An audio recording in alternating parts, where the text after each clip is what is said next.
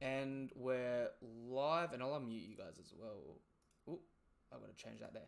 Come on, come on, nothing but love, nothing but respect. You know what we do, what we don't, what we is, what we isn't. And what we is here today, talking about chapter 1072 of One Piece. I got with me Eggs for Brekkie and Kuma. Say hello, my guys. Hello, my guys. Wonderful, wonderful, wonderful. Um, okay, where do we want to start with this chapter? Is there anything you guys want to jump into, or do you want to start taking it from the top? We must take it from the top. There's no other way to do this with how much we have to unload. Oh my god. Okay, so first things first, we've got the German 66's Cold-Blooded Voyage, mass producing deadly weapons, and there is a heap of really interesting shit in this opening cover page here. The first thing to point out is the devil fruit, which probably is in relation to the devil fruit we see later on in the chapter. Not to mention as well, this looks like Judge has finally made his Garuda spear. And one other thing, and this was a bit of a theory of mine, but this is something definitely worth noting. And I've made a small series of videos on this on TikTok recently. Vegapunk, obviously doing the research with devil fruits and mads and all that sort of stuff, right? We have heard him already talk about awakenings. He specifies that he doesn't know if his artificial zones can awaken, meaning at some point in time he's become aware that awakenings do exist for devil fruits. And it's really important, I think, to note here that this is the clearest image we see of Caesar with a Neo cloud floating around him. And I'd like to point out it's now known that Chopper's monster point was an artificial awakening, and Caesar is the person that increased Chopper's rumble ball to max efficiency. So He also rocked a bob cut when he was younger, eh? So I'm thinking, even if he's not a proper awakened Logia, he may be a partially awakened Devil Fruit user. Did he always have those horns? Yes, he has. It's just normally he's got a mad set of hair. Also, I also want to point out like that little bar thing in the bottom left corner. That might be like a draft for the KX launcher that they tried on Big Mom. It could be. I want to say that that's something that Capone invented, but at the same point in time, like, we don't know.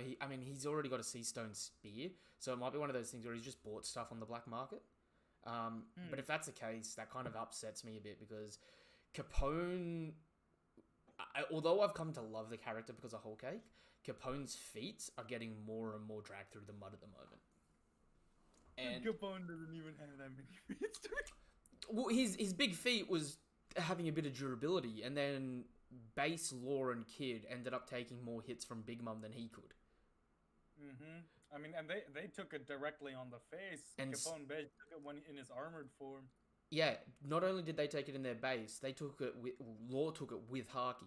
Meanwhile, Capone's there taking a Haki-less punch, going 3 punches and I'm dead. It breaks my heart. It breaks my heart.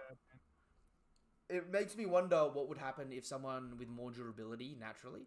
So say Law or Kid never ate a devil fruit, but they were at the strength level they're at now as their physical bodies, right? If they ate Capone's fruit, I wonder if their castles would be stronger than Capone's castle. Maybe they wouldn't even be castles. What if Law just transforms and it turns into like some sort of medical ward? That'd be funny. Eggs, I think I'm getting a bit of feedback on your mic, my dude. Interesting. Oh, okay, it's disappeared now. I'm happy with that. Yeah, I know the Caesar being an awakened thing is a bit of a random reach, right? But and I'll pull it up. Do you remember his Is it his Shirokuni? It's his final form, right? So he wraps himself in makes a crown for himself, and he goes like that big giant gas form, the poison gas. The one that he clashed with Luffy's a Grizzly Magnum. Yeah. So note how, although you can't see a Neo Cloud on it, but you can see the Neo Cloud on him here, right? Note how we've never seen a okay. We've never seen Logies really go all out, but the ones that we have seen go all out, note how we've never seen them have an altered form outside of Caesar and Enel, both of which have Neo Clouds. Okay. So, again, I'm not saying that they're awakened, but what I'm starting to lean on is they may be partially awakened, right? They're on their way. They're about like 50% there, but they haven't completely pushed the door open. It's like Luffy in Gear 4 versus Luffy in Gear 5. Yeah. Right? So if you look at Caesar, he's got the Neo Cloud, and he's, unlike other zones we've seen, other Logias we've seen, he can turn into this big gaseous physical creature, which buffs his size and range, and arguably his element, right? And I'll put this up on, I'll put this up for a second, just for people to see what I'm talking about in terms of the form, right? Oh, I've gone overboard there. I've put the solo leveling thing on. There we go. Yeah, well, so we've got Caesar there with that, but there's also Enel in his final form. And Enel's final form has the Neo Cloud, but it's his Amaru form, right?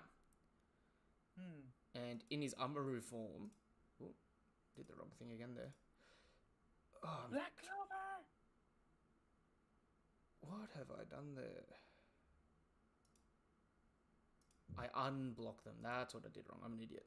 Yeah, in his Amaru form, he has the Neo Cloud around him as well, but he also gets a giant physical buffed form.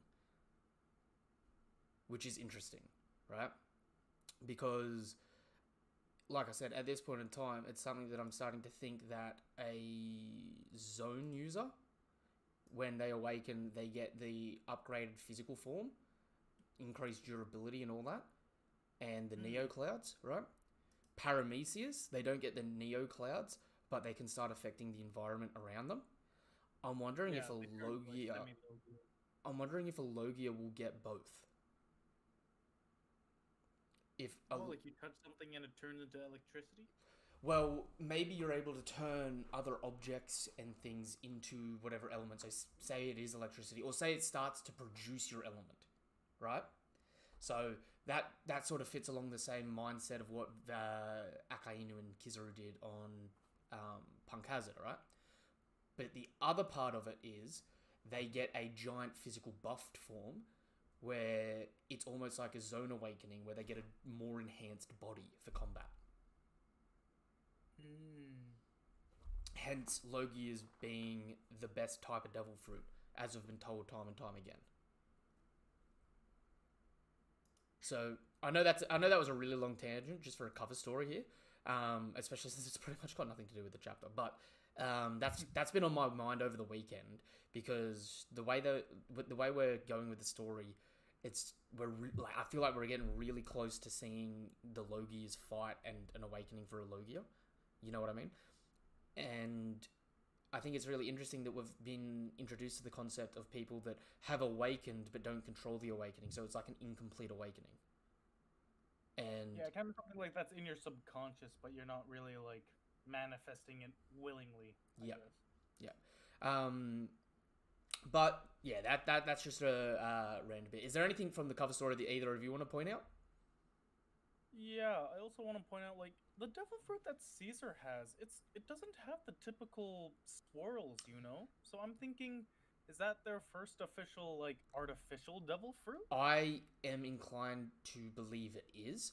Yeah, because, I mean, I know it has the, it looks like a smiley in base, because it only has circles. It doesn't follow the usual swirls, like, unless you count the stem, of course. What is really important to note with that, though, as well, is it's a fruit. The only types of fruits we've seen be able to be replicated are zones, right? And it is most definitely not the mythical dragon fruit that Caesar made. I know my theory. I reckon it's Beiju's fruit. Ooh, ray juice. Those circles are like similar A to like moth? what's on her like little wing things. Okay. Plus Oh, the zeros okay. being that she is like child number 0. That judges they're working with her. Maybe Judge used that devil fruit in that picture as a foundation to give her powers later on. Oh my god, that is not where I thought that was going, but yo. Because we know she has a devil fruit as well. And it's actually identical to her pattern. Yeah. Okay. Okay, Okay, no, I see can it now. I can rock with that. For those that are viewing, see the pattern here for Reiju's wings, and note how it is identical to the pattern on the devil fruit there. Devil fruit that Caesar's holding. Okay, that's really cool and really interesting. That's not what I think that fruit is, because I think that fruit directly links to the end of the chapter. But I am more than happy to be proven wrong on that. You know what I mean? That is a really good take for that. That just really sort of hit me out of nowhere. Okay, let's move on. So we cut over to the beginning of Egghead. Now, this opening dialogue here, I'm positive is actually in reference to Stussy at the end of the chapter. While I was first reading it, I thought it may have been in relation to Bonney. I thought maybe Bonney was an artificially created human. But I think this whole thing is clearly set up to be Stussy. You know what I mean? So, even if the world does not accept how she came to be, the girl is unmistakably human. It was a success. I bear witness to this achievement, and I maintain that it is a huge step toward world peace. Dr. Vegapunk, Chief of MADS, the Laboratory of Peace. I think that is definitely, talking about Stussy there. Hence the end of the chapter linking back to Stussy. You know what I mean? Yeah. That being said, we cut over to Bonney, who is a child and crying and pretending she's hurt. So Vegapunk will come over, and then she does her distorted future, her first proper named attack. Or up, I guess. This It makes her look a lot more like Kuma. This was really impressive to me. Really impressive. Her distorted future and her timely thrust, right? Because not only did it prove, we finally get to see her use her abilities, which is crazy enough because it's been so long and we haven't seen shit from her, right? We've never seen her how she activates it, but we see that she's able to touch you and take away years of your life, or hit you with an object that she's holding. So as long as she's touching something touching you, she can take away years of your life. I need this woman to carry a sword from now on. Could you imagine her clashing with someone? And as we see later on in the chapter, she can de-age inanimate objects too, right? Could you imagine her clashing with a swordsman? And it's like that scene where Zoro fought Shu, the Rust dude.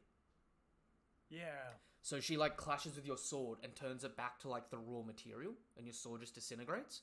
And then she cuts you, and then while cutting you, instead of it actually hurting you, she just cuts years of your life out. Meaning, you'd have to have a decent amount of haki or a decent amount of skill over her to be able to deal with it. That, I desperately want to see that. Only because as well, it's good to see a badass woman now and then. I know Oda's got a fair few strong women, but it's I feel like whether it's guys or girls in One Piece, we tend to get robbed of a lot of really cool potential fights sometimes.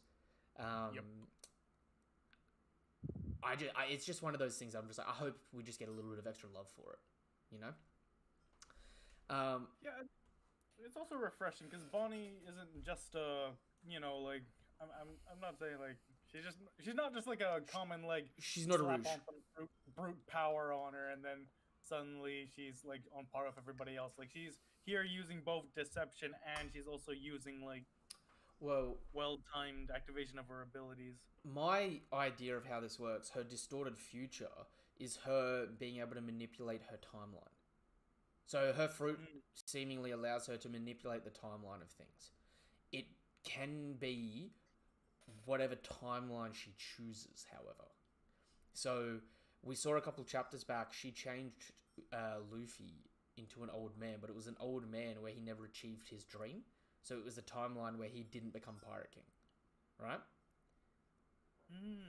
Here, her saying distorted future is her choosing to age herself up into a future where, say, she goes to the gym and got stronger. Yeah. Right? The thing I'm really curious about for how this works is how would this play out if she was if she was aware of another skill. So say something like shave, right? Which is reasonable for people to learn. If she's aware of shave and how it works, but she hasn't trained to be able to do it, can she go distorted future shave or speed boost and distort her future so that she's learnt that skill? But it's a limited time thing. She's only able to use it while she's in that specific distorted future. And she's got to be aware of the mechanics of how something works to distort her future to where she does it. You know what I mean? That way she can't just go distorted future, Haki God. Yeah. Okay.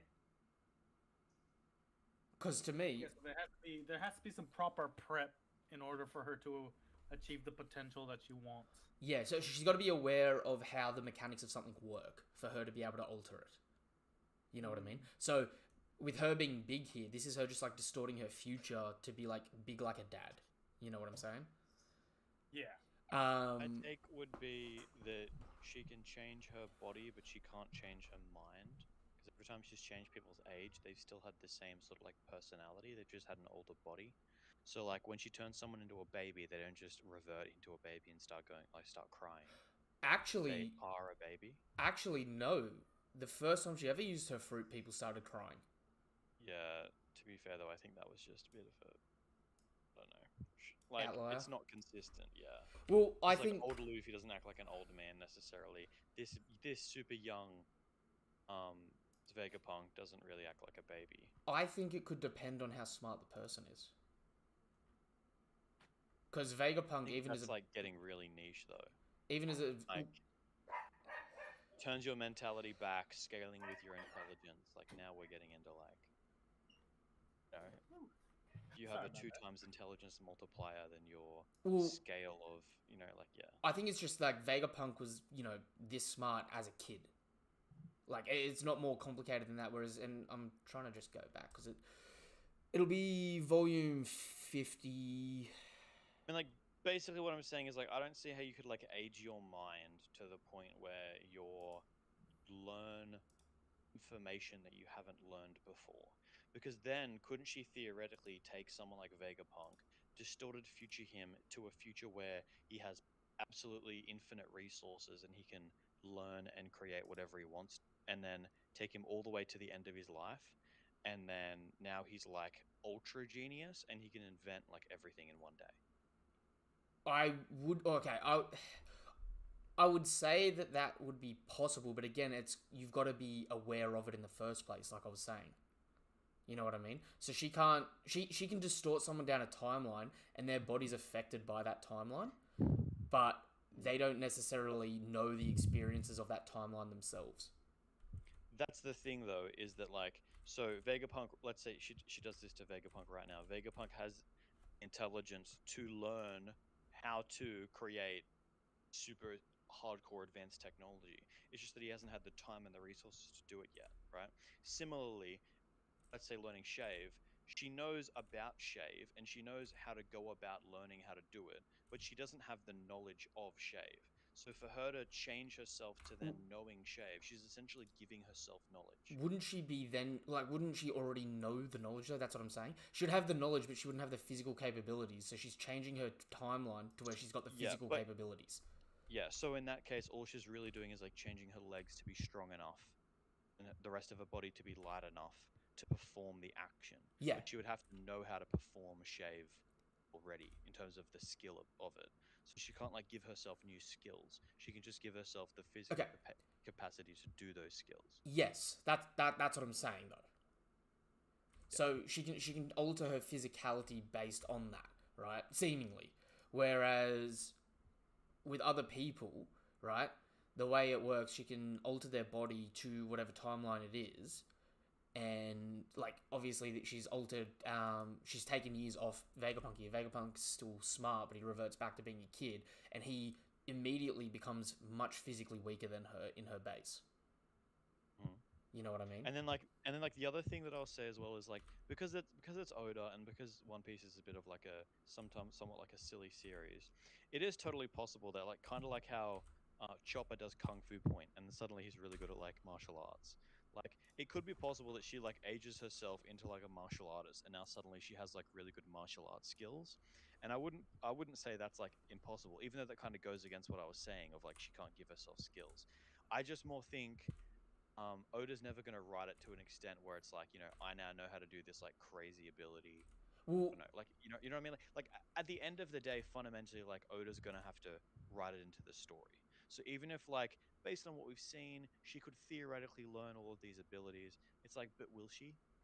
Will Oda write her being able to do that? You know what I mean? Because like it's the same thing with Chopper. It's like if he has a kung fu point, which is super random, like there's nothing in his devil fruit that says that reindeers or humans necessarily are like kung fu masters. So like theoretically, like if he can do kung fu point, then he can do anything that a human is capable of, yep, right? Because humans are capable of kung fu. So why couldn't he have like a genius point where he's now? I mean, I guess he has brain point, yeah. but like theoretically, he could do essentially what Bonnie does. Well, I mean, he does do Just what that Bonnie he does. doesn't. Yeah, yeah, Because but that's what I mean. Like if he does what Bonnie does, and they have like similarly equivalent powers, well then Bonnie's only got as strong of a fruit as like Chopper does, which but isn't like I would super say that I great. mean, I'd say for one, Bonnie's natural body under it is stronger than Chopper's. Even if she could go into like Monster Point, I'd still be like, yeah, but Arouge though.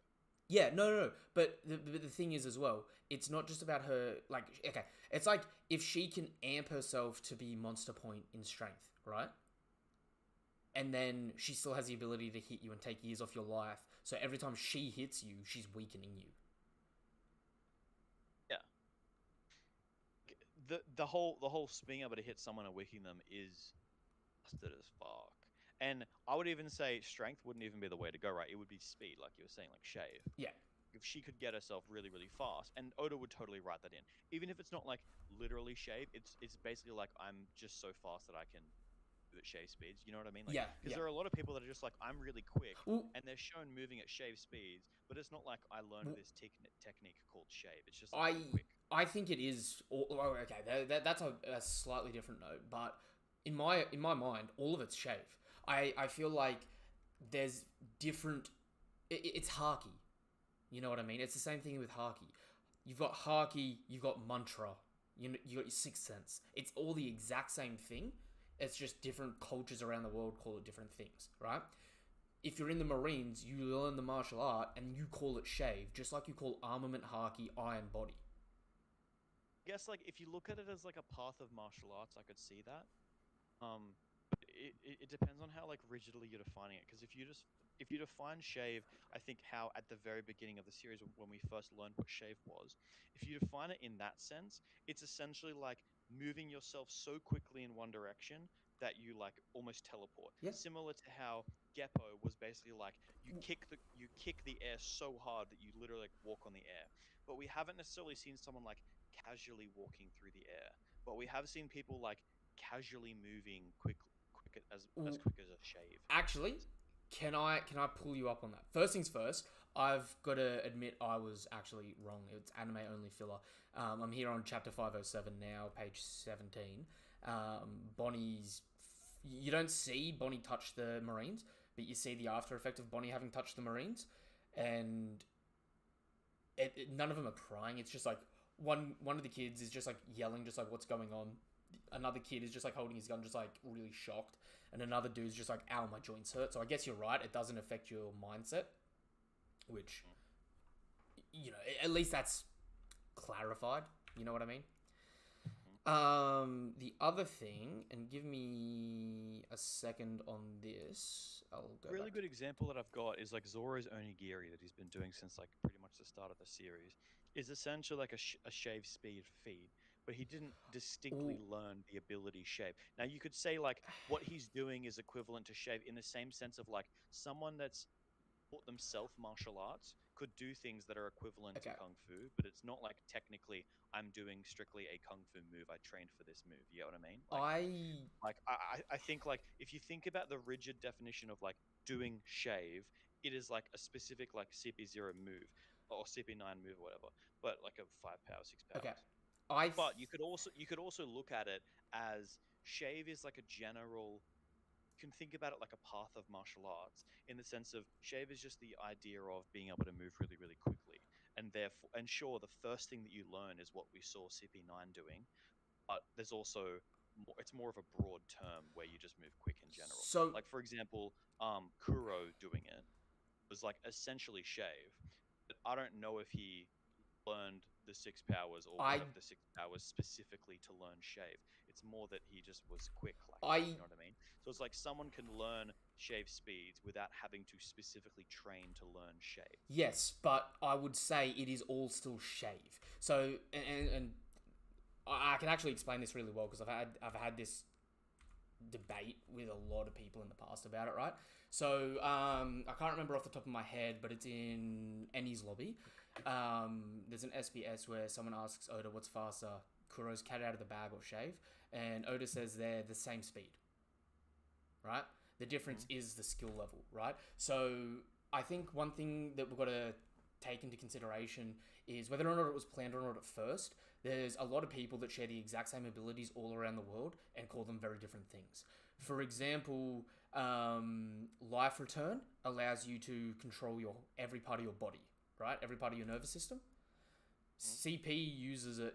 Kumadori uses it to make his hair turn into hands and use finger pistols, right? The Boa sisters use it to make their hair into snakes to bite people so they can attack them. They don't name it life return, but it's the exact same thing. It is life return. It's just one martial art names it one thing, one martial art names it another thing.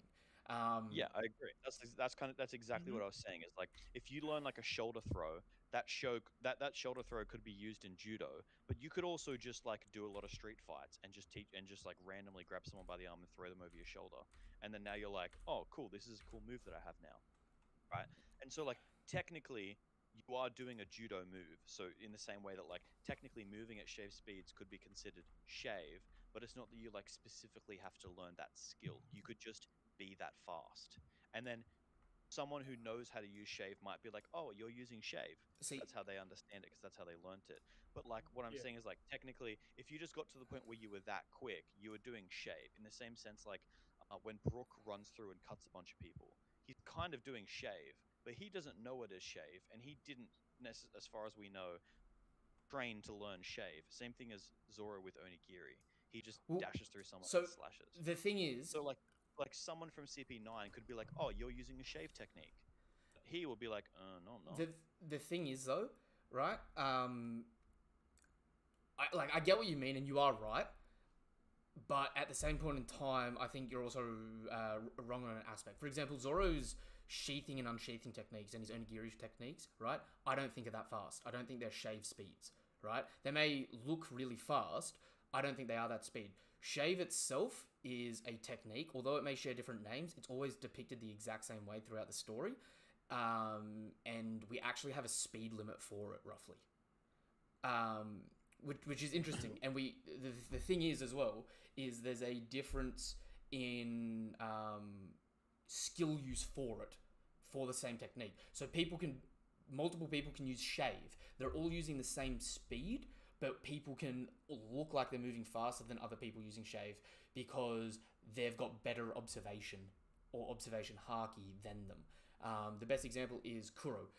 When Kuro used the cat out of the bag technique, it is stated outright that is the same speed as shave by Oda in an SBS in Annie's lobby. I can't remember the SBS off the top of my head. I want to say 43 or 47, right? I can look it up in a minute. But Luffy, at no point was he really confused about Kuro's speed. The reason for that is, and Kuro even explains it at the time, he can't see when he's moving at that speed. So he's just aimlessly slashing, right? So he's got very linear movements. He's literally like running one way and then changing direction and running that way. So Luffy beats him by doing a wide area backhand and just hits him in the face, right? Whereas when CP9 first show up and they first use Shave, Luffy gets completely speed blitzed.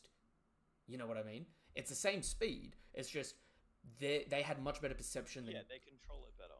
Yeah, so they had much better... They actually know where they're going, and they are And they can dashing at adapt. someone for a particular attack. Yes. But like, and it's even possible that they can see while they're moving at that speed. They can. And you could argue that when Zoro does his onigiri, he can't see when he's moving at that speed. But every single time the onigiri is shown, the person is standing still, looking at Zoro, and then in like less than a second, less than a fraction of a second, he's behind them and he's already cut them. And they stand there and they're uncut, and then they get cut. Like, that is exactly Shave speed. No, it's not. And I'll tell you why. Because there's a clean distinction between them, right? The distinction is the vroom sound effect, or the zip sound effect, and the blur lines. And the reason there is a clean distinction is because Shave itself, 3D2Y, the animated movie, not canon. There's a canon novel for it though, right? In that novel, we find out that Luffy using Gear 2 is moving at 10 times the speed of light, right? That Luffy that moves at 10 times the speed of light is using it in gear, like he's using Gear 2 to move at that speed. All Gear 2 is being able to use Shave perfectly, right? So anyone that is able to use Shave is arguably moving at that exact same speed. The difference is how well they can maneuver while moving at those speeds. Luffy's stated to be using Shave perfectly by Bluno at that point, right? So if you give that visual effect and that specific sound effect, that speed, that's very consistent, and it's the same consistency throughout the story, and it's even consistent in Savity as well, because we know that Shave is a marine taught technique as well, right? One of the big things with it is we haven't seen the admirals use it, but we see that the vice admirals and even people below that are trained in using it, right? If you go back and read Savity, it's a very interesting and very important thing to note that although pre-Savity, Luffy and Zoro both have relativistic feats where they can dodge light-based attacks and perceive light-based attacks, they pretty much are getting speed blitzed still by Kizaru, right? If you go back and read that arc, there's three different types of movement that Kizaru does in that arc. So there's his Yadamo no Mirror, where he shoots out a beam of light, and then once that light hits a target, he swaps almost with that light, or like he travels down that path of light, and then attacks. Then he's also got it where he moves at the speed of light without traveling down a path, where there's a bright flash, and it looks like Shave almost, but it's shown by like one flash there and one flash there. And then there's another one where it's just actually shown like Shave, where it just disappears, right? Zoro, back in chapter, I want to say like 105 or something like that, is Zoro's shown moving faster than the eye can see, right? When people move faster than the eye can see, it is like a speed blitz, but there's no like after image sort of thing being left, if that makes sense. The after image that gets left, which is like the blurred lines, is specifically showing the Shave technique. The thing that makes this even more crazy as well is it actually levels up again in a weird way. So you've got people that move less than the speed of light, and then there are people like Kizaru with his devil fruit and Kuma with his paws that move at the speed of light. Then people that use Shave that can move 10 times the speed of light according to the 3D2Y novel, right? Then specifically, there's an odd gap in, like, it may be less than Shave or greater than Shave. There's an odd gap, which is people like Ichiji that can shoot light speed lasers and outrun them, but they're not shown using Shave. They use stealth, which you could say is the same thing, except it's shown differently, where instead of having an after image, you turn invisible, and that's what Sanji sort of did against Queen, right? Then the next step, arguably, is moving at an infinitely increasing speed. That is Luffy in Snake Man and Bound Man, and Kaido in his thieving drunk mode, where they attack at the speed of Shave, but they can also and indefinitely speed up. So like, you know how Luffy does that Python punch and he just goes, it's going to keep getting faster the more it blips around. So the initial attack is at the speed of Shave, but it still keeps getting faster and faster until it hits you. We've never seen an upper limit for that, technically. And I would argue that the peak of it is, we haven't seen, but I would argue it's reserved for Kizaru, where we haven't seen what happens when Kizaru turns massless and uses Shave. If that would make him even faster than a Shave user, if that makes sense. I know that was a really long rant there. It's the way that the visuals are shown for it, and it's very consistent. So it's like they're So actually... basically, there's two options, right? Either Oda has thought about all of that stuff and he's created a speed tier list in his head that he's kept consistent throughout the entire story, which is so far very consistent. Or Oda's done what every shonen writer does, and he really likes the idea of people just moving instantly, and he's just written in a bunch of random occurrences where they just go "Pachoo," and then he's stabbed the dude because he's writing fundamentally a shonen manga. At this point in time, though, it's important to know. Don't think Oda power scales. Well, I know this might sound like I'm beating a dead horse or going against the grain for it. I think Oda's power scaling is a lot more consistent than a lot of people think and give credit. I think it's hidden by the fact that because it gets a weekly released, people get caught up in recency bias and hype and actually don't give it a zoomed out look enough. And because of that, people get caught up in this week this person did this, therefore they must be this many times faster than this person. Whereas it's like, we've seen it where it's like, we know that Luffy, okay, the best example, right, is Luffy trying to catch Gazelle Man. You know what I mean? Luffy keeps up with Kaido. Kaido's faster than Gazelle Man, isn't he? Yeah. So why is it that Luffy couldn't catch up to Gazelle Man? Because he's writing a funny story. Exactly. Not power scaling. No, but he still does power scale. That's the funny thing in it. He power scales, but the power scaling it's consistent, but it doesn't take precedence over plot, right? So he can allow someone's power, like someone may have something they're capable to do, and they don't do it because of the plot. I think every single good story has to have some level of consistency within their power scaling, but it doesn't mean that they need to have like 6 different speed tiers to the point where it's like, well, Zoro's onigiri is 2 stages less than Shave, and Luffy's gear 2 is Shave with absolute you don't have to have that in your head to keep it consistent, right? It can just be that the onigiri is just as fast as Shave because they both move like instantly, basically. But the thing is, they're not and Kizaru is just as fast as Shave because he moves instantly. Okay.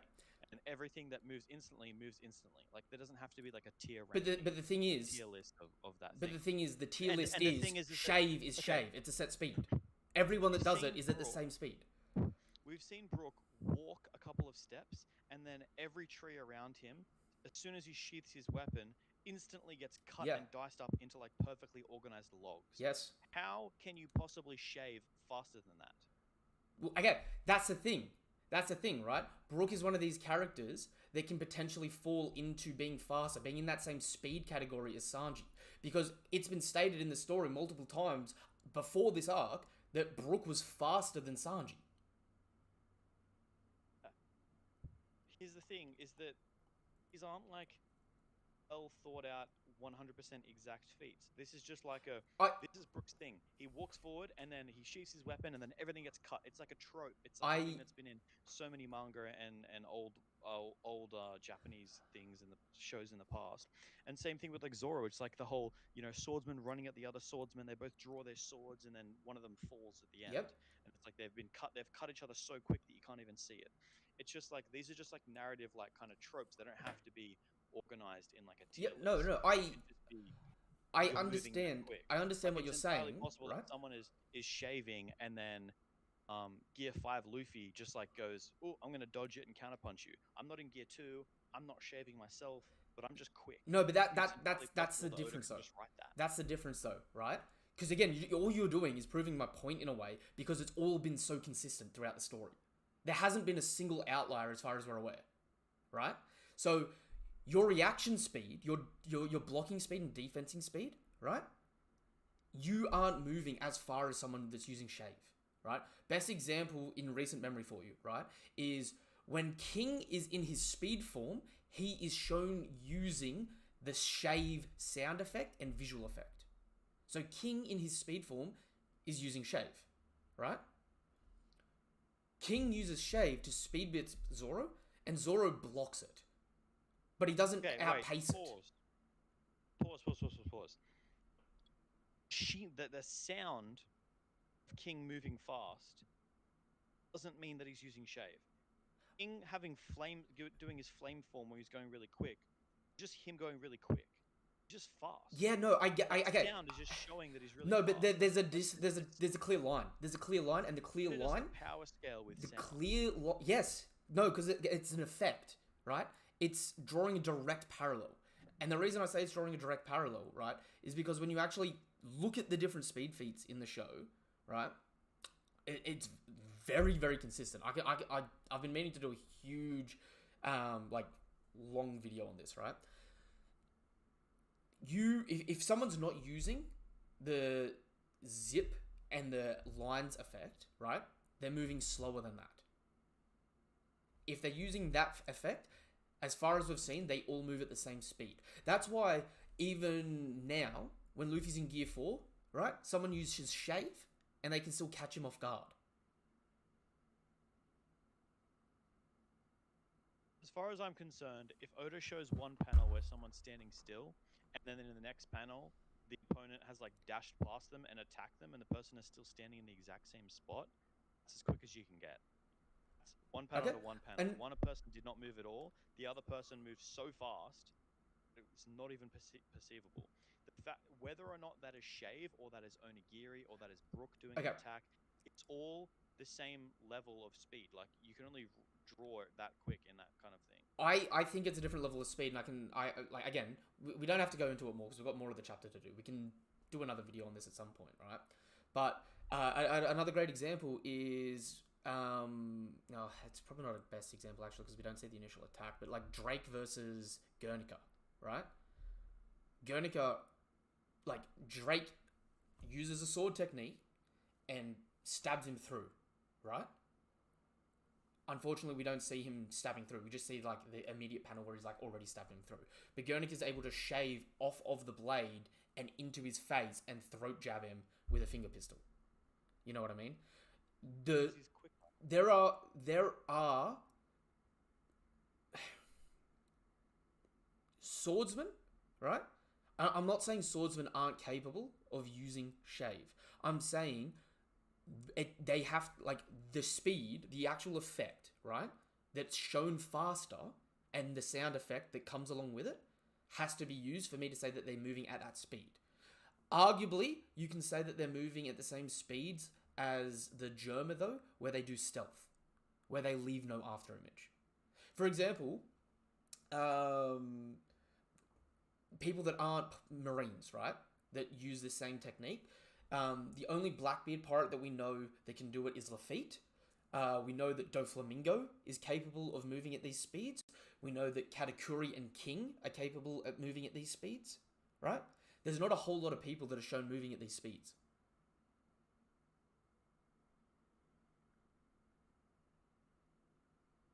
It is something that is kind of selective. And I just don't think that Oda like sits down and like. And that's completely fine. It's just at this point in time, it's consistent. Okay, if power scaling was like so necessary, then literally what Luffy would have done as soon as he heard that Lucci and stuff were there, like if he heard that they were in the ships outside of the island, he would just fly into the air, go into Gear 5, turn his fist into the size of an island, and just punch the ocean, and everyone on the CP would have either died or had to like instantly shave away from those ships. Why would Oda do it like that? Because it's not narratively efficient. Not only is it not narratively efficient, it's not in Luffy's character, and also Luffy can beat those people without doing that.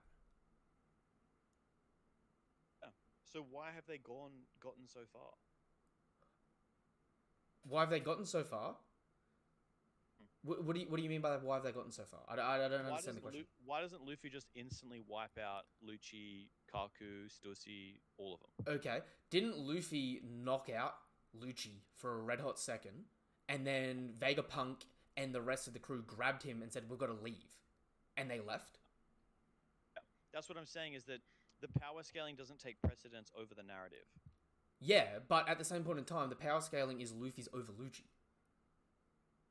What I'm saying is, just because Oda wants to write Shing every time someone does a shave, doesn't mean that someone could just shave through Zoro's onigiri and like dodge his blade and then finger pistol him and then dash I'm not past saying they him. can. My I'm not shave's saying they faster can. than yours. I'm not saying they can. You're saying that shave is like 2 or 3 tiers faster. Okay, again, let me break this down. Moves essentially instantly. Stop. Let me break this down, right? I'll make my point very clear, because it seems like you think I'm saying something that I don't mean, okay? What I'm saying is, these are like a technique to move at a specific speed, right? Because of the 3D2Y movie, we've been told that the speed is 10 times the speed of light, right? But it's a technique that the person's got to activate. There are different levels to how people can activate that technique, but it's all the same speed.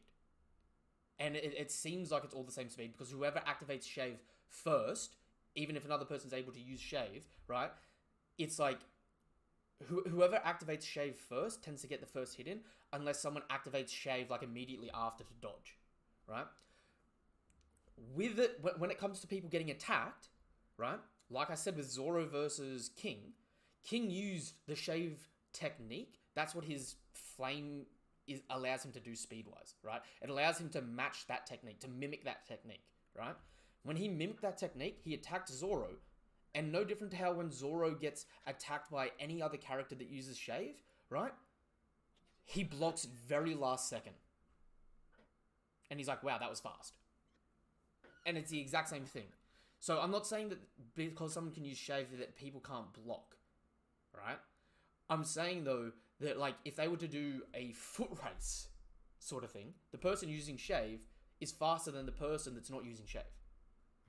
And the shades... Even if that was true, where is that practically applicable when the things that we're comparing it against, shave versus something like an Onigiri or Brook's ability, is like both of them are essentially instant transmission? Because there's different levels of instant transmission. So where is the distinction in power between Shave and Zoro's Onigiri if they are both essentially instant transmission? Okay. Like if something I can tell you. If something I moves, can tell you right now. Something moves 200 meters in 1 nanosecond versus something else moving 200 meters in half a nanosecond. Do you know what the difference would be? Practical difference. Do you know what the difference would be? The difference would be it's a technique for Zoro to move in a very straight line, whereas the other person can change their direction and keep moving. And they don't have to stop once they hit their target. In some circumstances. No, not in some circumstances. No. Because Wait, everyone that moves at that speed... Wait, hold up. Because Everyone that moves at that speed... Tier 2 Luffy, you said it has perfect control over Shave. According to Blue Note. He doesn't move at 10 times. He doesn't move at 10 times the speed of light at all times. He moves at 10 times the speed of light when he's doing a punch, and you see his hand disappear. And he runs and he disappears. Yeah. Yes. So if he does a dash attack, essentially, in somewhat of a straight line, or if he punches, he's not permanently in a state where he's moving 10 times the speed of light. Otherwise, every fight would be over instantly. Yeah. So it's not like you can perfectly maneuver within a 10 times the speed of light speed state like Speed Force. Can I stop you? Can I stop you right there and tell you? Can I stop you right there and tell you what the exception is? Mm-hmm. The sole 2 types of exceptions to that, right? Is when you are moving using shave and you never drop out of using shave, right? And this is something that's very rarely shown. You can argue that this is what Sanji did to disappear against against Queen, right? And you could also argue that you can argue that Luffy did it in, I think it was Snake Man for a second, right? And then that's pretty much it, because we don't really see that often, right?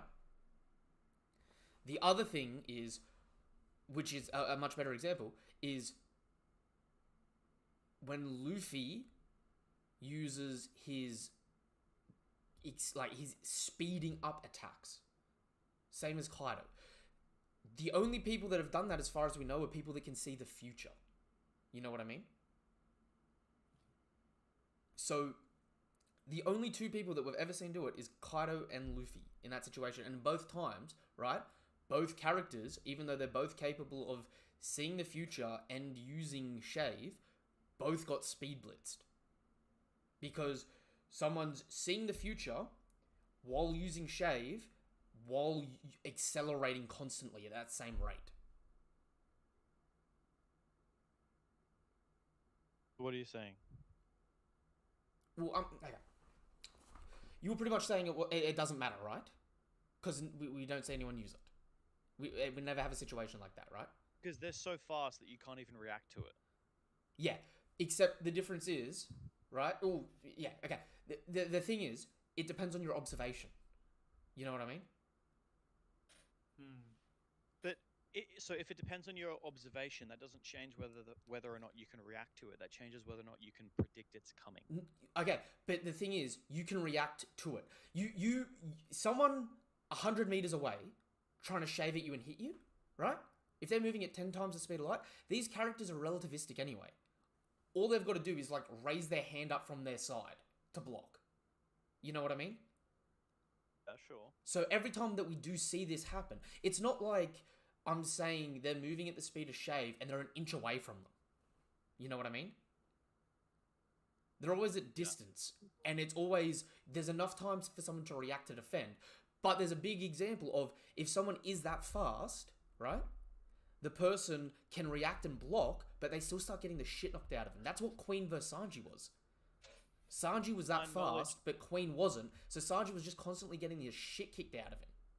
My knowledge, no one has ever reacted to Zoro's onigiri-like attacks or Brook's Okay, Kuma. flashing attacks. Kuma did. Yes. Okay, yeah, Kuma did. But Zoro didn't. I mean, sorry, not Zoro. What? Zoro, Oh wait. one of those attacks off, I thought you were Ashura talking- attacks off against Kaido. Kaido didn't react to it. Zoro Which used attack are you Ashura. talking about? Ashura. Yeah, okay. When he did his Yep. Ashura attack against Kaido, he instantly dashed past, So cutting him, and Kaido didn't react. So let me stop you and ask two things in that situation. Right? Number one, how is that any different to when Brook did the exact same thing and cut Prometheus under Big Mum's legs? It's not different. It's Because not. they're both just insanely fast attacks. Yeah, no, I'm not saying they're not fast My attacks. point. I'm saying they're not as fast as There's no Shave. speed difference. There They're all is. instantly fast. No, there is a speed difference. The difference is the specific effect and sound effect. And the reason why I say it's different, right, is because when Zoro did that to Kaido, Kaido saw it coming and tried to in the anime tries to attack it and Zoro parries him. In the manga, Kaido just stands there and goes to do a counter attack, but Zoro gets it off while he's counter attacking. Right? Whereas trying to think of a good example here.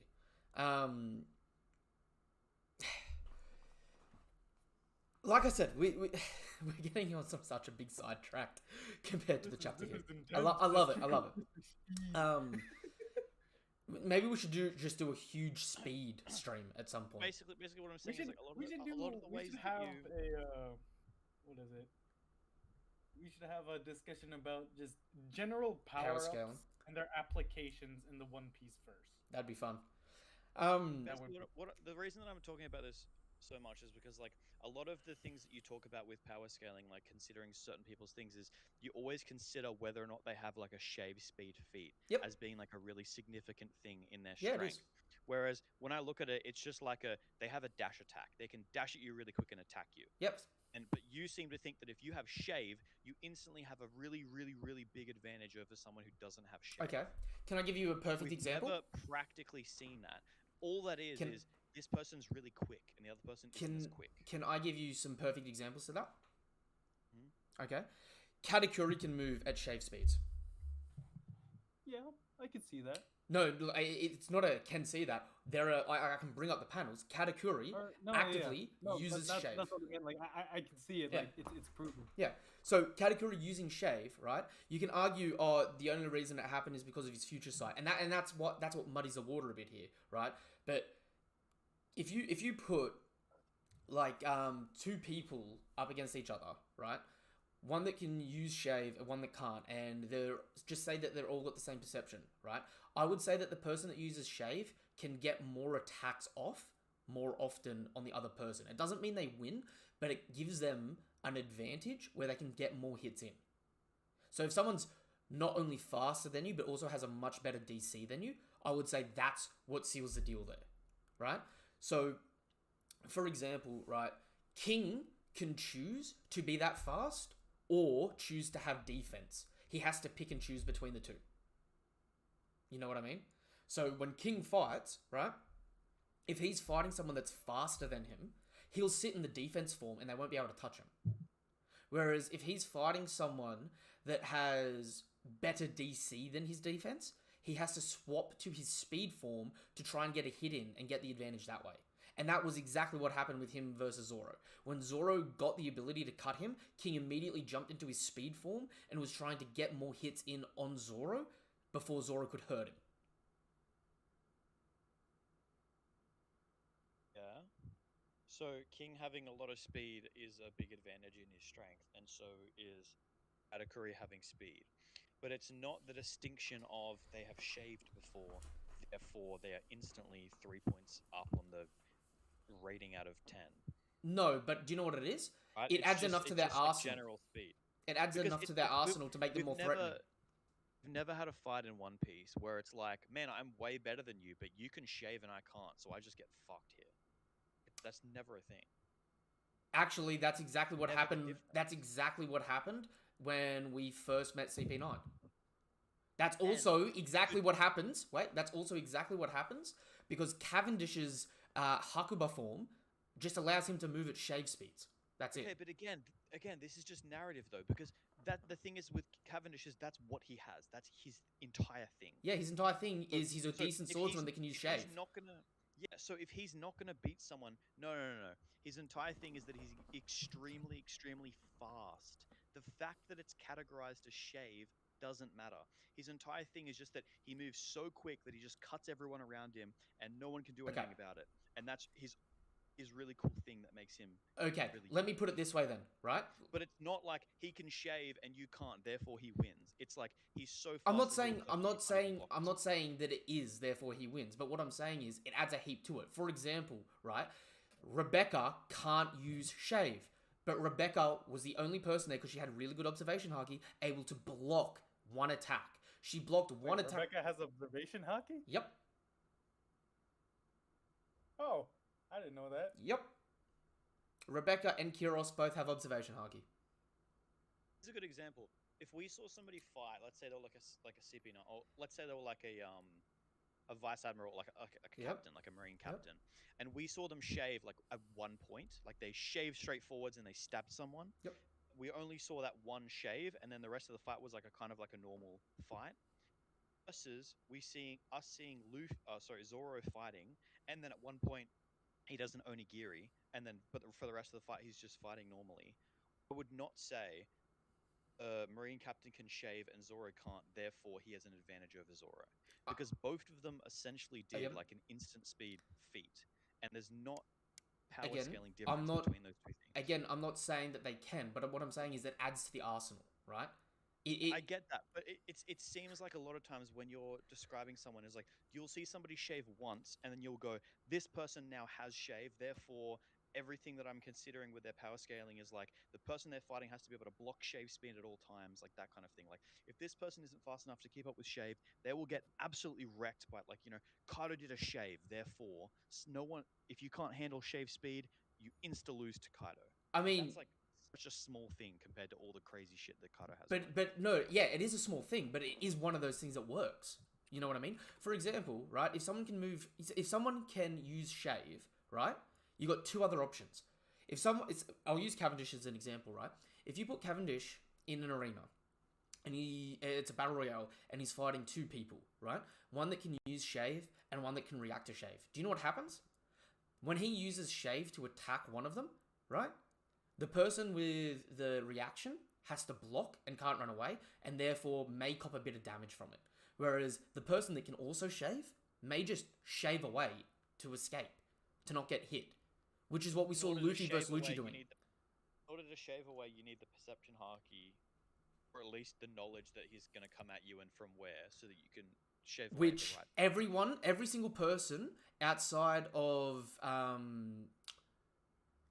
every single person outside of Kuro and Cavendish that have used shave has observation haki. And Cavendish and Kuro both have special circumstances where they use shave.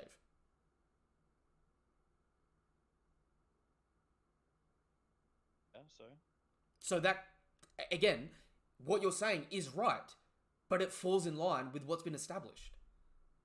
So if someone shaves away from Cavendish in that case, Cavendish is literally shaving constantly, so he's so fast that he's invisible.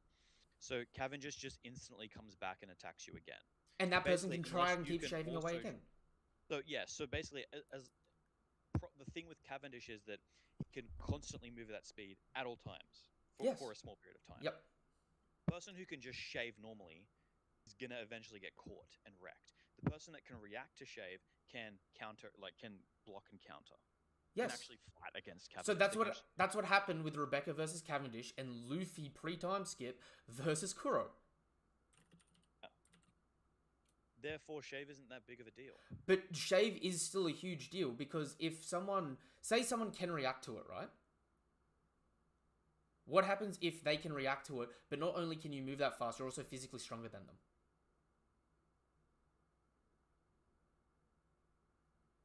What, you can dash at them and bowl them over? Yeah, you can break their block. Yeah, exactly, that's fine. But the same thing would happen if with Zoro. If he's physically stronger than you and onigiri's at you, the exact same thing happens. Same thing with Brook. Okay, so everyone who has that kind of speed feat will just instantly dash at you and barrel you over. Okay, let me put it this way then. If Zoro, if you had two people, right? One using a sword technique, like onigiri, right? And one person using shave and attacking. They're both using a sword, right? So one person's using shave and coming in with a slash. The other person's using onigiri, right? I would argue that because shave is faster, if they're at equal stats, right? The person that uses shave would win that clash because they should overpower the other person. That's the only time that makes a difference. Otherwise, what happens is, it doesn't matter because if Zoro does onigiri, right? He speeds and attacks this person because, again, with shave, it depends on if the person actually actively blocks, evades, or it depends on what they want to do. A best example for that is Jinbei versus Who's Who, right? Okay, my point is, even all of this, you're going on saying that shave is faster than onigiri. What I'm saying is that without autistically power scaling it, are the same speed. They are both moving instantly fast. So if a shaved person shaved at someone who was using onigiri at them, they would just hit each other. That's all that would happen. They would hit each other, but it wouldn't be like the shaved person gets there first and has a longer reach and therefore stabs them in the neck. And because of my power scaling tier list, the shaved person wins. No, it wouldn't. It's just they're just both moving that quick. They're just both moving really quick. But it's over. Shave is quicker. We're told shave is quicker. We're shown shave is quicker. It's consistent. Let's just leave it at that. We can agree to disagree for the moment. If something contradicts it in the story, right? Only quicker with autistic power scaling, where you're going in through looking at like the shing versus the not shing versus the random quotes that. It's not a shing versus a not shing. They're all shown. They're all shown the same speed, and Oda has kept them consistently the same speed. Okay, whoa, boys! I'm just gonna come in here and quickly ring the ding bell. Let's move on. Because we started talking about this like 32 minutes in, and now we're at the 64-minute mark. I'm just gonna say. Hang on 1 second as well. Sorry. I'm still trying to find a specific panel, but I mean, during the entire time that you guys are talking about this, I'm constantly looking at the One Piece panels, and every time the shave was mentioned too. Again, it always has depending on the translator, because remember as well, One Piece had a bit of a shit translator back in the day. It's usually a FWIP, so FWIP, or a zip sound effect, depending on which translator is actually doing the sound effect. But it's always the same kanji for it. The difference between an onigiri and a shave is the FWIP sound, therefore, And the visual a effect. shave is better than onigiri inherently. And the visual effect. And the fact that we're told it's faster. So there's a couple lines behind the person, and there's a FWIP sound. Yes. Although I will say, you're not going to shave through a forest and then instantly cut the entire forest into perfectly sized lumber. Therefore, brook over everything else in the entire. I mean, there's a precedent to say that, because Brook is also stated to be the fastest Straw Hat, and at the point in time that was said, Luffy had Gear 2. So, you say that. I'm nothing saying. can be faster than shave. No, I didn't. I said that there are things faster than shave. I thought you said shave was a set speed, and it's 10 times the Shave speed is of the light. set speed for the FWIP and the lines effect. That's what I was saying. So if you move at Okay. that speed, you get a magical FWIP sound, and lines go behind you. Yes, and yes, that is it. That is the shave technique, and it can be named different things around the world, right? But the shave technique is a FWIP and lines of disappearing. And then I said it could be before or above that is the stealth technique, because it hasn't actually gone up against someone using shave before. It can be implied because of the Vinsmokes that it's faster, right? And that would arguably be what Brook's doing. You know when Luffy, you know how like heaps of different characters have like their own haki sound? Mm-hmm.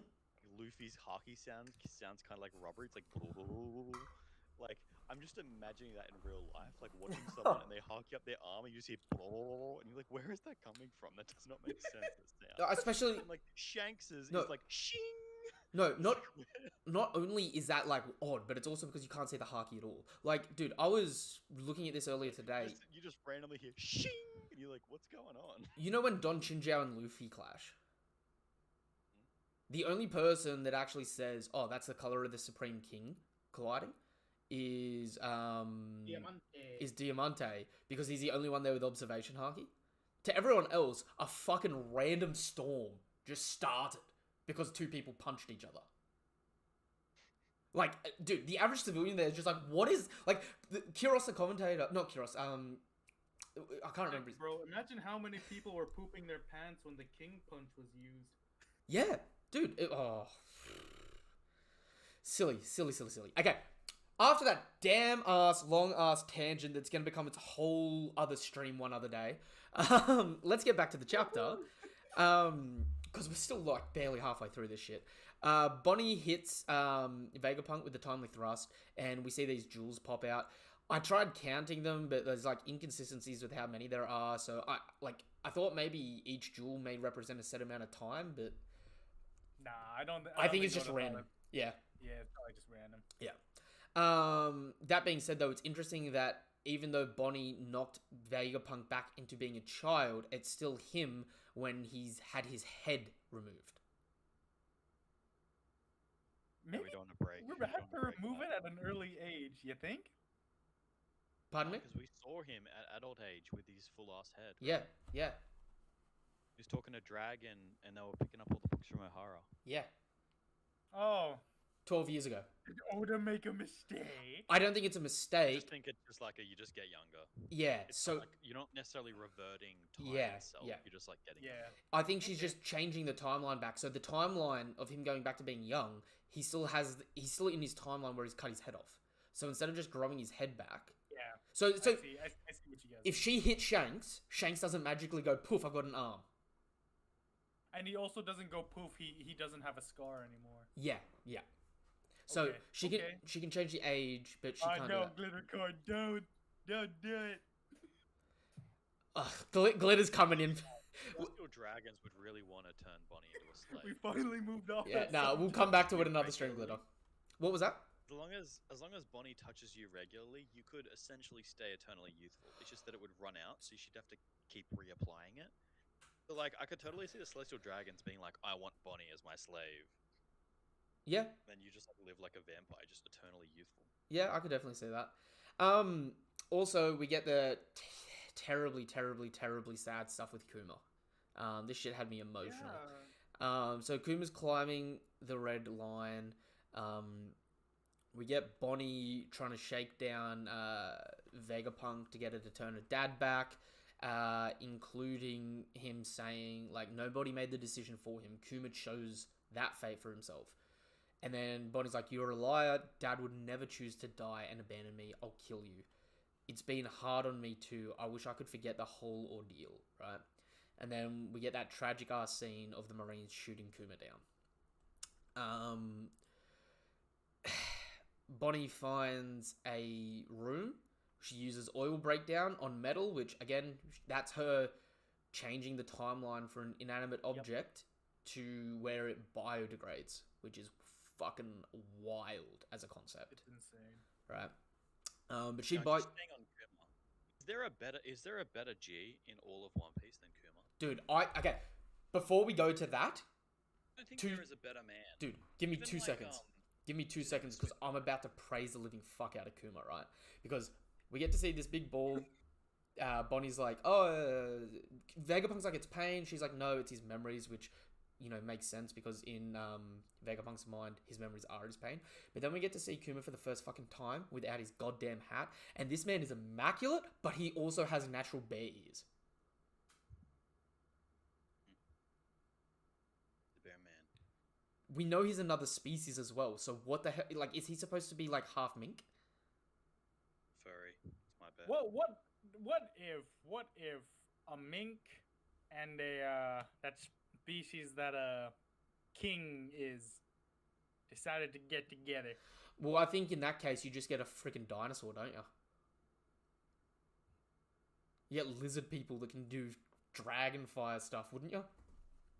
Oh yeah, can't do dragon fire. That's true. Okay, No, It's pretty wild. Like we got I'm not very good at these. we've gotten 2 species now in like a pretty short amount of time together, and both of them are like basically extinct. There's like Is- 1 or 2 members left existence that are at that species. It's like, who were your parents? Like, do we just happen to be right at the end of 2 entire species of people? This point Yeah, in 'cause time. is Kuma It's one of the? important to note too that Big Mom mentioned that as well, right? Like, Yeah, I yeah, was- that giant king's race and then One another other. race that I was- difficult I to was- find, which has to probably be Kuma's race. I was right? just about to ask that. What do you guys think Kuma is a missing race? Because what the hell do you think Kuma is? Because he's built different. He's got the tiny legs. He's got the tiny arms. Like the way his arms shrink down here, he looks like a kid's like plastic man doll that's been just It's pulled just too much. weird too because like the image of when the Oda draw the 7 warlords as kids, Kuma looks like an average kid. Yeah. Ooh. Actually, did Kuma have bear ears as a kid? No, he didn't. No, I don't think he did. No, he didn't. So So are those things that just Devil sprouted fruit. out of his skull later on? devil fruit altered it, I reckon. Maybe that's Why- a part hey, of the but- race, is that he can take on a devil fruit better or some crap like that. Well, Maybe it's a Zoan and they're gonna do another switcheroo like they've done so many times recently. Well, maybe eating the pawpaw fruit makes him a little like maybe it's the pawpaw fruit itself is like a Teletubby sort of thing. You know what I mean? Like he's because originally it was meant to be like a cat paw or a bear paw, right? Yeah. Actually, again, music guy. Abu with his piano teeth. Yeah, it's a Paramecia, yeah. Yeah, Yeah. They can change your look. yeah. So So maybe it's a devil fruit Could be related that. thing. Yeah, yeah, could just be that. 'cause Which it's some weird purple thing. still doesn't give us any indication of what the hell his His species ears is. are. So we get this scene of Kuma being shot down, right? Kuma gets up and starts firing on the red port, and we cut away from this scene as Bonnie's about to touch his memories. I really think, maybe not next chapter, but the chapter after, we're gonna start the Kuma flashback. I think it's gonna be probably the best flashback we've had, other than maybe Odin's, right? I'm really keen for this because not only do we have to find out what species he is, we have to find out how he either adopts Bonney or got married. We have to find out about his time as a quote-unquote tyrant, his time with the revolutionaries, becoming a warlord and why he gave himself up, and more importantly, what his final mission is in regards to his relationship with Vegapunk at the moment. And I think the most important, most fucked up thing about all of this is I think it's going to coincide with as the flashback ends. So, whether it's a full flashback and then it ends, or whether or not it's part of the flashback, we come back to the present, get a little bit more of what's happening with Luffy, and then we cut back to the Bonney experiencing more of the flashback, right? I think what will happen is, as Vegapunk states here, a total wireless transmission of nerve signals, right? If this is Kuma's memory, what if it's still ongoing? So it's a live feed to what Kuma's experiencing right now, right? In which case, we are about to potentially get a security camera feed that Bonnie's going to be watching of Marijwa and the Red Line, which could result in the Straw Hats learning of Im's identity, potentially, depending on what happens to the Kuma body. Because Kuma may be here because he's got some order to go destroy Marijwa that Vegapunk programmed him with, or Kuma could actually be trying to return back to the Celestial Dragons because he's a slave. Oh, that's gonna be really depressing, but it is I actually possibility. thought that was it originally. Yeah. So it's like, the sad thing is, it's like they're trying to save him, but he's trying to get back there because his job's to be the slave of the Celestial Dragons. The Marines may shoot him down here, and he may, be defending himself, and he gets up there, and he just goes back to being a slave. In which case, if that happens, I think we may get a potential face reveal of Im, where, Im acknowledges, oh no, he's programmed to be our slave, you can leave. You know what I mean? Would make for, really good drama. For, this whole, emotional thing of him, trying to charge back. You don't know what he's there for, but you, really hope that he gets it, because he's, desperate for it. He's getting shot at, and his body's getting ripped apart, and he finally gets there, and he's, almost dead. You think, wow, whatever he's finally come for, he's finally going to get it, and everything's going to be okay. And then he just, goes down and kneels next to a Celestial Dragon. Yeah. He's Master. And it's just oh. Yeah. And while having had his backstory, where you'd think it's the exact opposite. You don't want to see that from Kuma. That'd be a perfect part. That's what I'm putting my money on. And the reason why I keep saying I think maybe he'll see Im at the end is because I think how it may end as well is we may get up there and through Bonnie's lens of viewing his memories as a live stream almost, right? I don't know who, but I'm putting money on either Vivi or Sabo is going to be up there as well and in trouble. And I think that it's going to be played up like Kuma's about to save them, and then he bends the knee. Right. And Bonney is going to relay that to the Straw Hats, and whether or not we can do anything about it or not at the moment, it'll start building up for the next arc. Not to say that there still isn't plenty left in this arc, because I think there still is, but you know what Oda does. We're 12 chapters into this arc now, right? Mm-hmm. I don't think anyone expected it to be a 100-chapter long arc, so we're one volume into this arc, right? If this arc goes for another 20 chapters, right? This is the first third of the arc. That's no different to where Big Mom showed up and the Straw Hats left in Dressrosa. You know what I mean?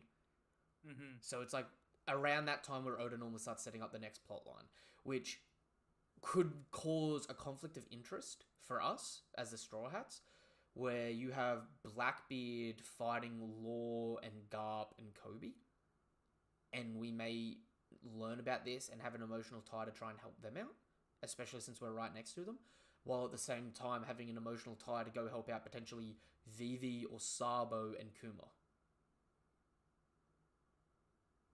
So it could cause a conflict of interest, and have one of those really rare but really powerful moments where Luffy has to make an executive decision, and it may end up being a really bad repercussion for whatever party we don't pick.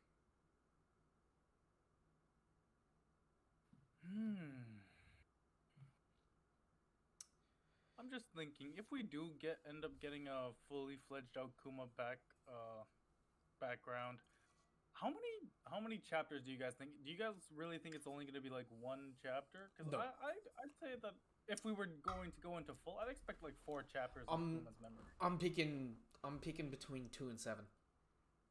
2 and 7. The reason for it is this also may be so. Okay, you know how Law's backstory showed Law's backstory, Doflamingo's backstory, Corazon's backstory, and Drake's backstory. Yeah. If Kuma gets a backstory here, which it, like I don't think anyone thinks we're not going to get a backstory with her about to look at these memories, right? Yep. If we're about to get a Kuma backstory, does that not include most of a Revolutionary Army's backstory, considering he's one of the 3 main founding members, and like he was there essentially since day 1. Yeah, that's true. It won't be Dragon's backstory. It won't be Dragon's backstory, so we won't get like Luffy's mother in that, but it'll be like the rest of Dragon's backstory as well, if that makes sense. Like a back half of his backstory, which will get recontextualized later on. I would say there's also the option that we only have like 1 chapter or half a chapter, and then in the future, Bonney continues traveling with the crew, and amid those chapters, she's like recalling the memories that she learned at that point. So because like that happens a lot in like shows and stuff, is they learn a bunch of information, and then as the show progresses, they kind of reveal more and more of it. That is more than possible. The only reason I would say the other way is only because I actually just want to see it. And Oda has been pretty liberal with revealing stuff at the moment and showing it. But if it happens the other way, I can. It's a pattern that Oda has done, so I can't say that it wouldn't happen that way. You know what I mean? But what I will say about it, right, is how did the time skip start? We got back from the getting separated by Kuma, right? And at Sabaody, the first thing that we talk about as we're leaving Sabaody is we all have to acknowledge that Kuma was our biggest ally and supporter, and he specifically saved us pre-time skip, and that we all owe him a life debt. And that was the beginning of the New World, right? Here we are here. If we get it where it is an emotional split, this could almost be like this could almost be like another Luffy versus Usopp moment. You know what I mean? Because Brook and Frankie have no emotional ties to Vivi. You know what I mean? But they both owe Kuma personally, right? The OG Straw Hats obviously feel allegiance to both. You know what I mean? So it could be, and I would argue that Jinbei probably feels more allegiance to Kuma than he would Vivi as well, since he doesn't know Vivi either.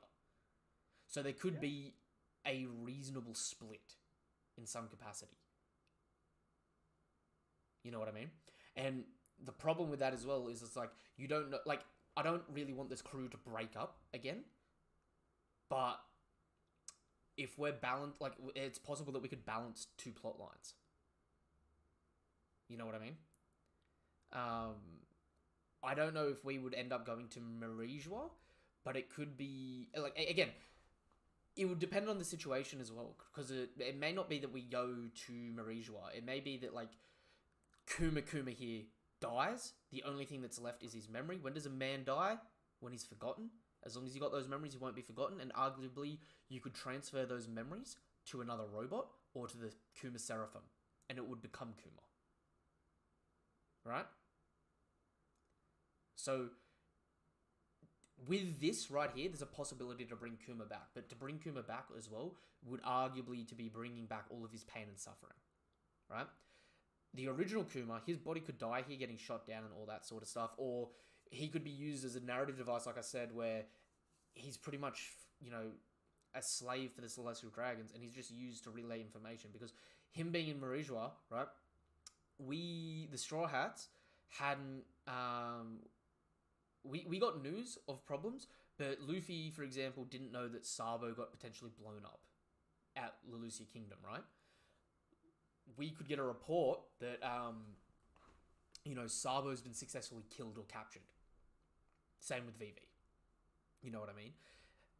They may transport them somewhere else other than Marijua, or it may just be a report like they're dead, and maybe they're not dead, but the report could be that, so that that's the information that gets relayed to the Straw Hats, so they don't go there, so that later on when they find out that the opposite's true, they feel guilty and then go there. You know what I mean?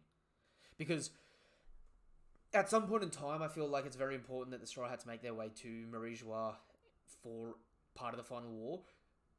But I don't know how early or late that will be, if that makes sense. I don't think Oda's in a rush to get there, but I think we're building up enough building blocks to get people there, if that makes sense.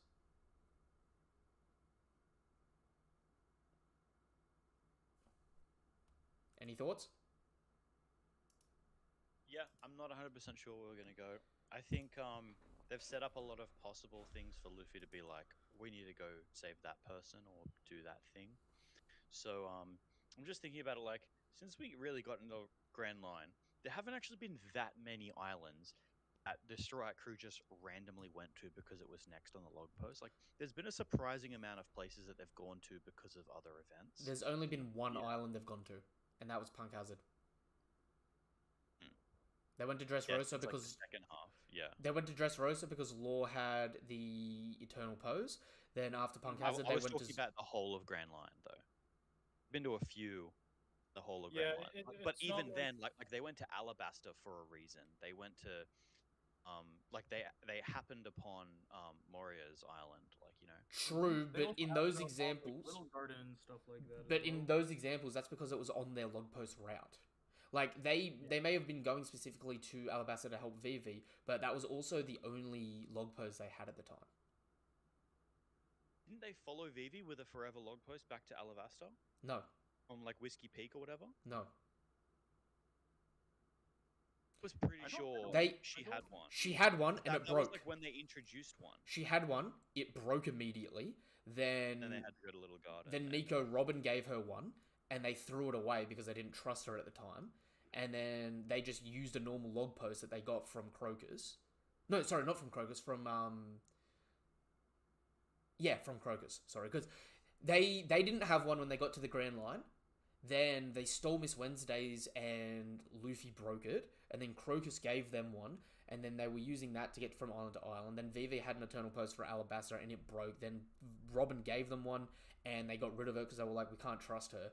And then they just made their own way there, which was the normal log post path to get there.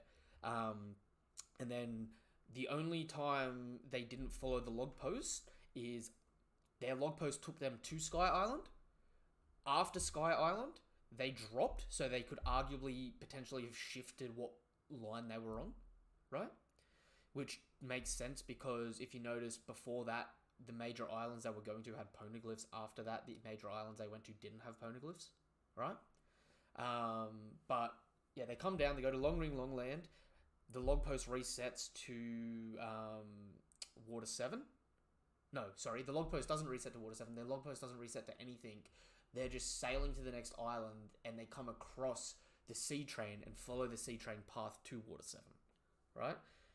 Then from Water 7, they do the Ennie's Lobby thing, and then come back to Water 7. Then they set sail. The log post connects to Fishman Island, and so they're traveling to Fishman Island.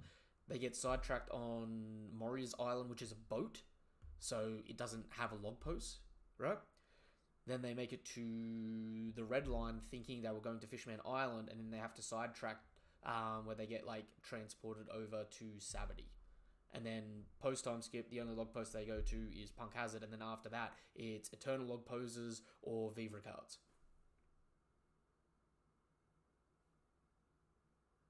So they got Eternal Log Post for Alabaster from Mr. 3 at Little Garden. Which then was the next... took that to Alabaster. But that was the next island anyway. I don't know if that was. Yeah, because he wasn't on Alabaster before that. He was on the party island. They had to wait there for 2 years for it to reset. To reset, yeah. So it was the next island anyway, but it was the next island, and they were going to have to wait 2 years before they knew which direction to go.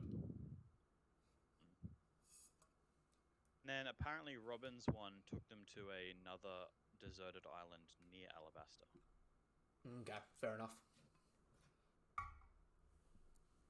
Called Nani Monai. Yeah.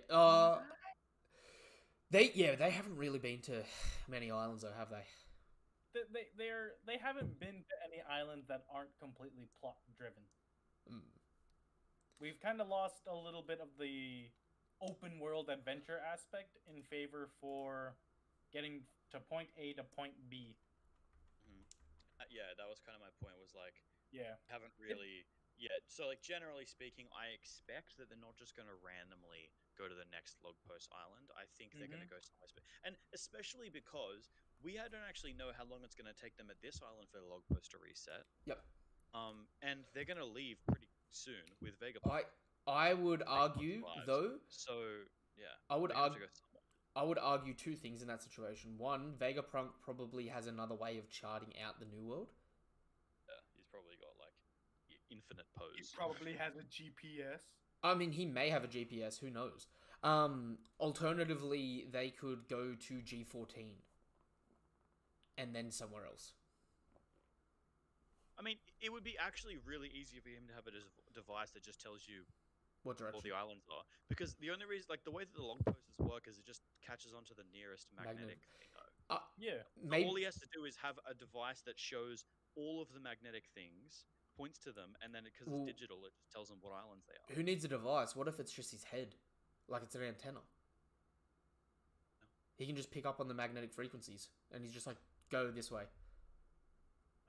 Internal pose. Okay, so two more things that I want to talk about here. Kuma can take anything intangible and give it physical form. By physical form, you mean like turn it into that little bubble or pore? Yeah. Yeah, but by turning it into that bubble or pore, you can experience whatever that is, right? Yes. That is. I mean, he can't create a spear out of pain. Yeah, why couldn't he? Oh, not a spear, but he could He can create a bubble out of pain. Yeah, but that bubble still hurts no different to the spear. But the reason why I'm like, that is crazy is because one, Kuma's already busted, but two, what's to stop him hitting you and removing your malice, your hate, your anger? I mean, yeah, he could.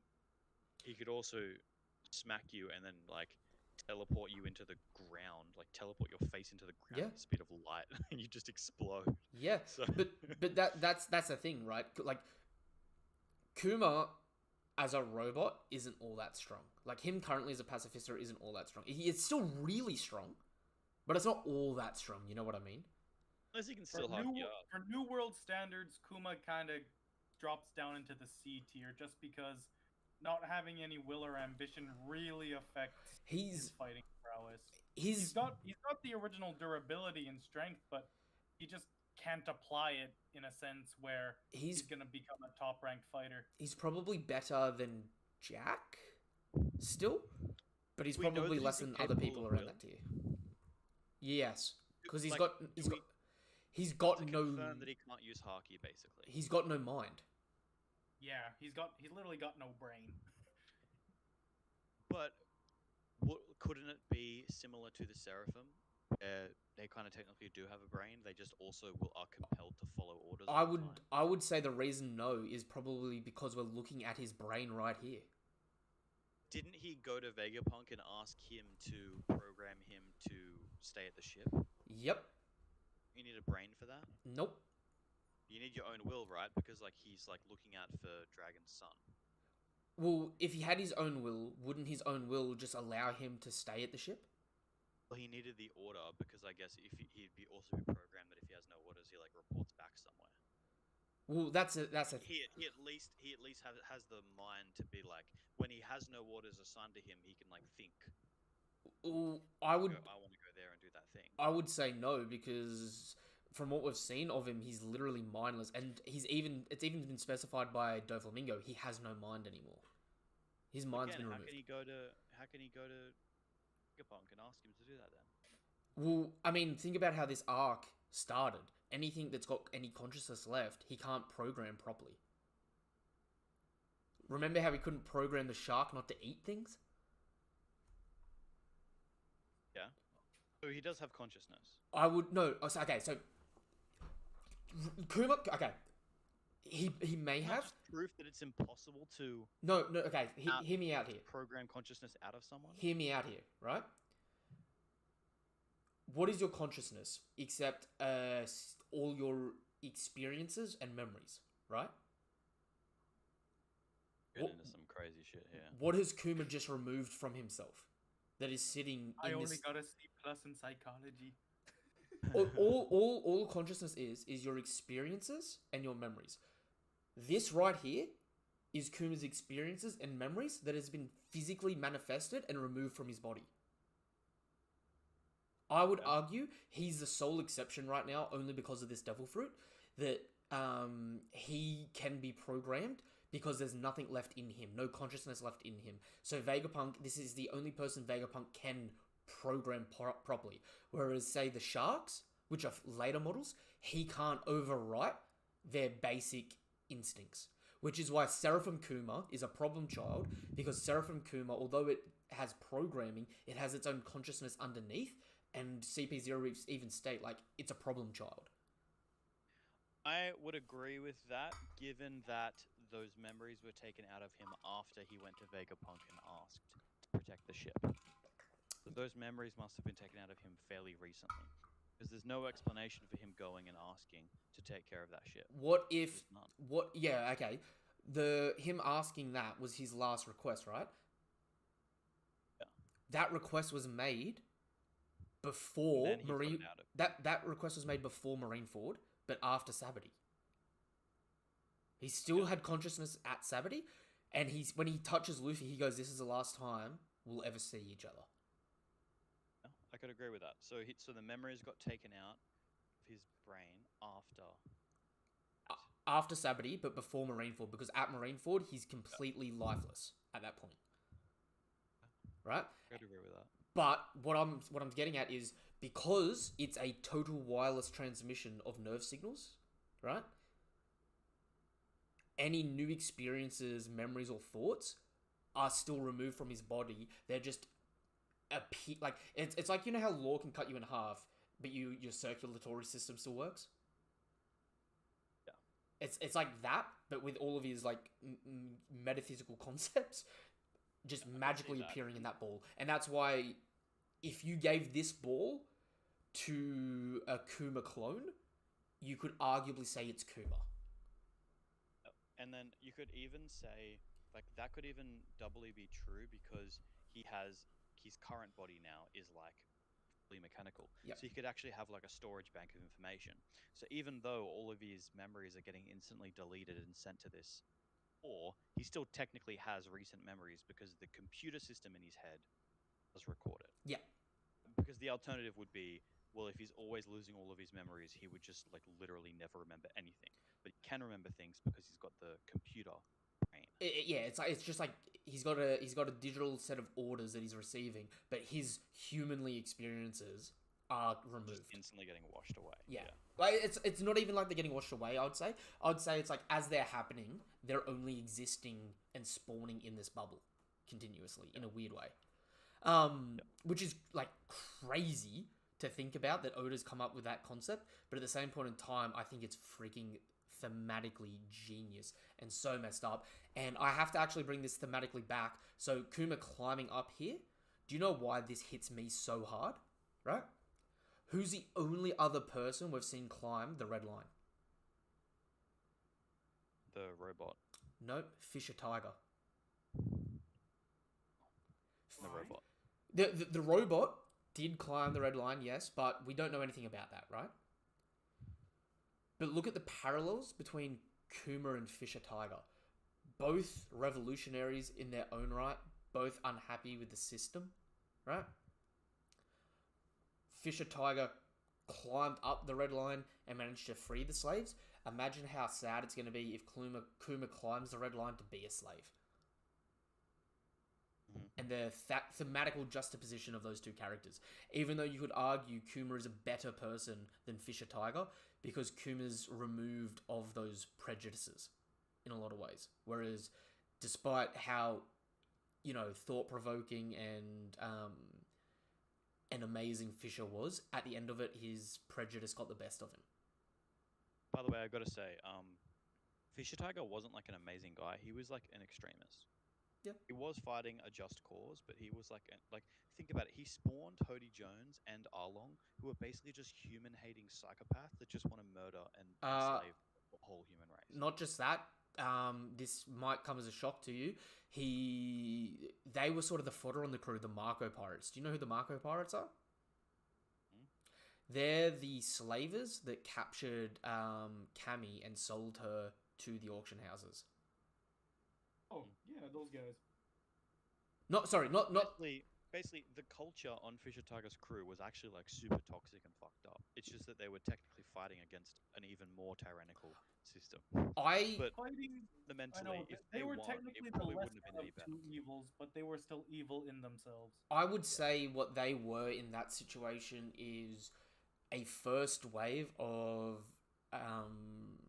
radicalized thoughts, and that's why it was so mixed. Because I think, and like again, I talk about how I've talked about this a few times. What I call Oda's writing at threes, where he'll tell the exact same story three or more times, and show vastly different outcomes for the exact same story. I love how Arlong experienced racism and became part of the problem.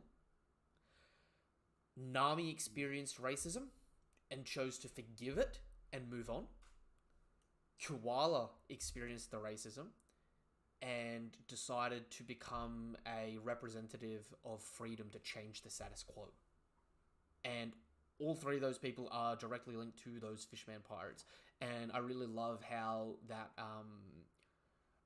that contrast of even a good idea can spawn bad eggs.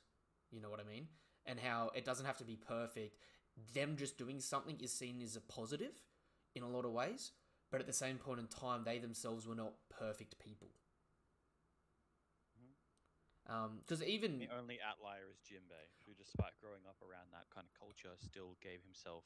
I would still argue chivalry, Jinbei is which is why bad. he's the Knight of the Sea. I think Jinbei is the only person that doesn't hold, the only fishman out of that crew that we've seen that doesn't hold like really, really bad grudges and just like straight up racism. Like Jinbei is real chill. So he doesn't hold any grudges, but I would say the other person on the crew that doesn't hold any judgment. I can't remember his name. Aladdin, right? The guy that was married to the Big Mum daughter.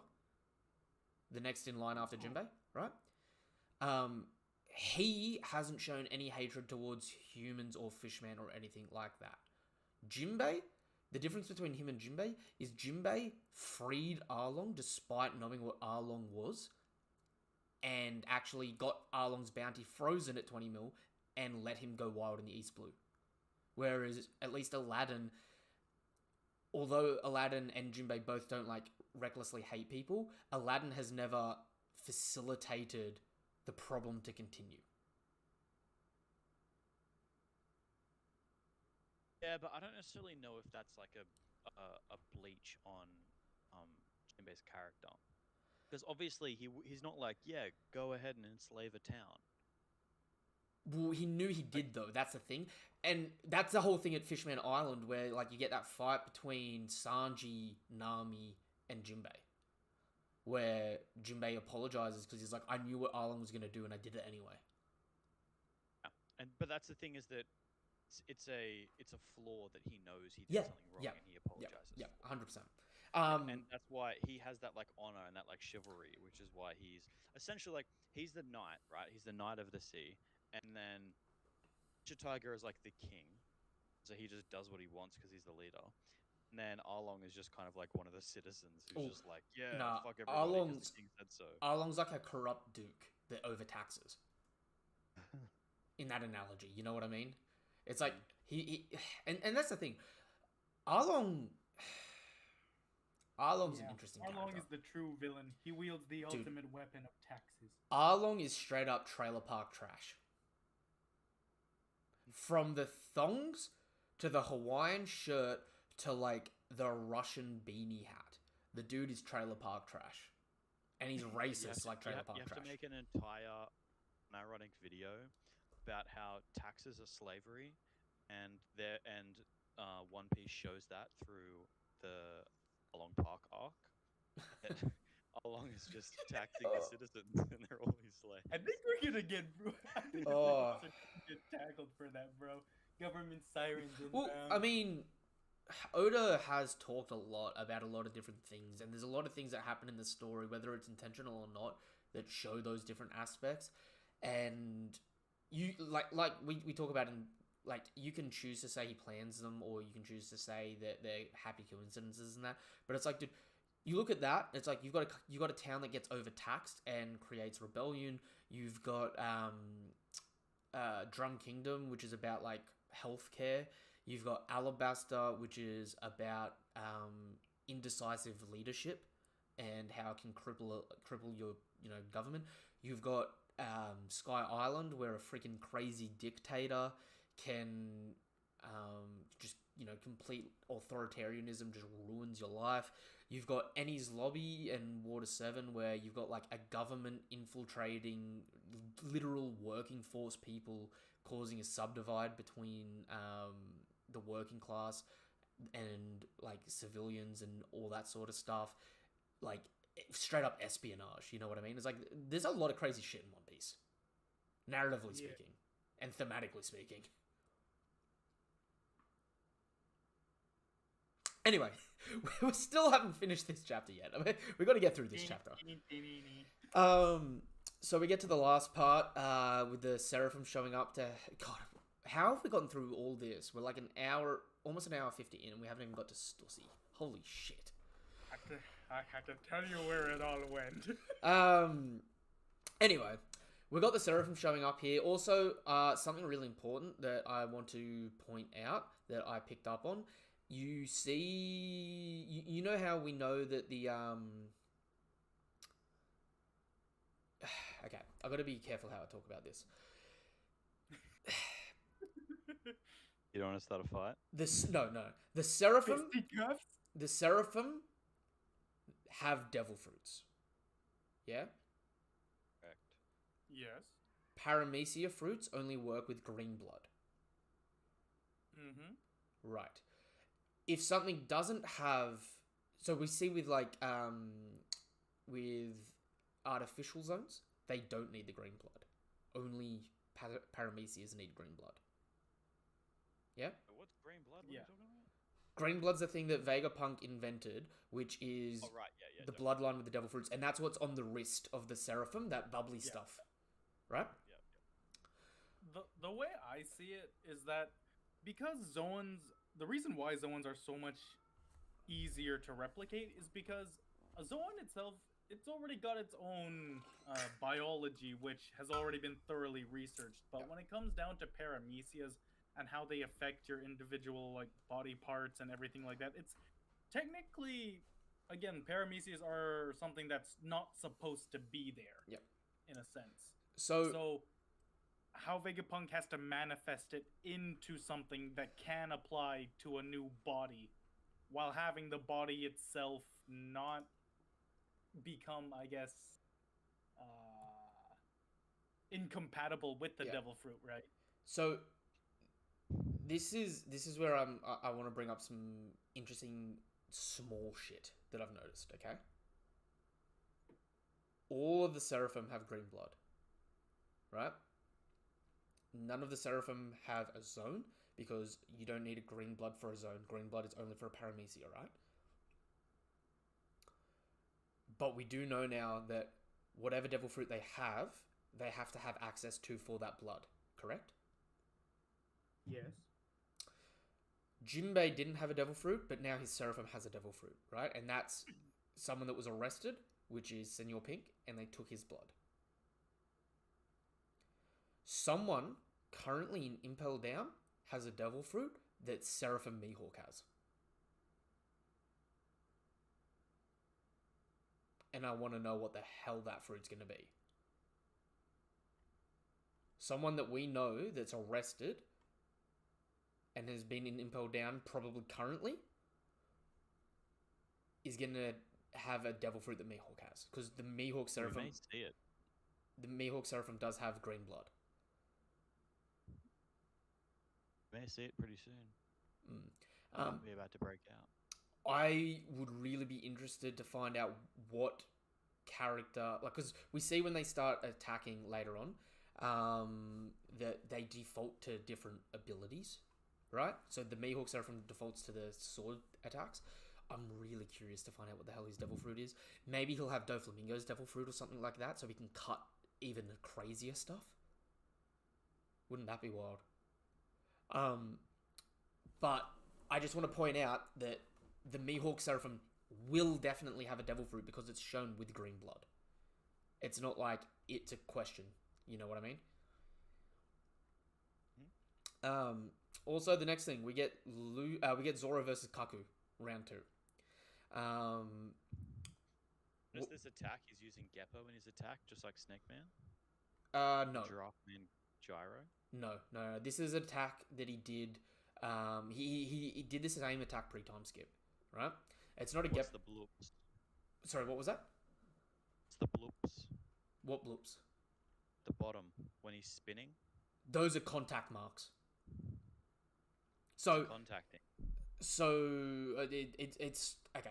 He does his gun nose, right? So his nose comes in, hits Zoro, pushes Zoro back.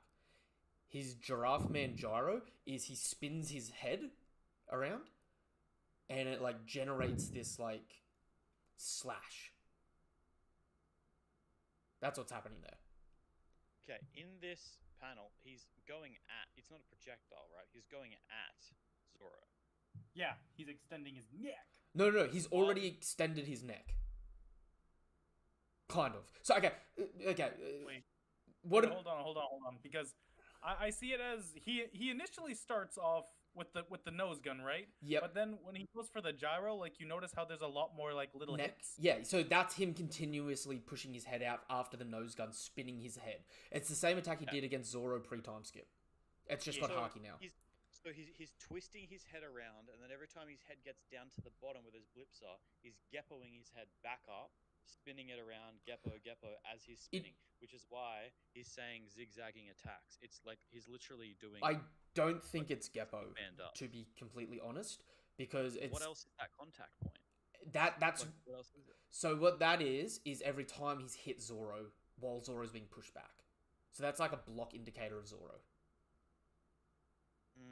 I don't see it like that. I know you don't, but I'll bring up the chapter. It'll be easier that way. He does this again. Actually, I've got it on my laptop. That'll be easier. I've actually got the Kaku fight saved on here. It's an already existing attack that we've seen Kaku use, and what he does is he does a nose pistol, and then as he spins his head, each time at the bottom, Zoro's blocking as he's spinning his head and pushing him further back.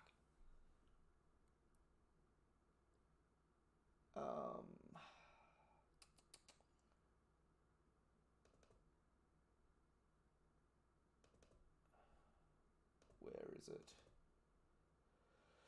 Oh, I've saved too many files for One Piece related stuff.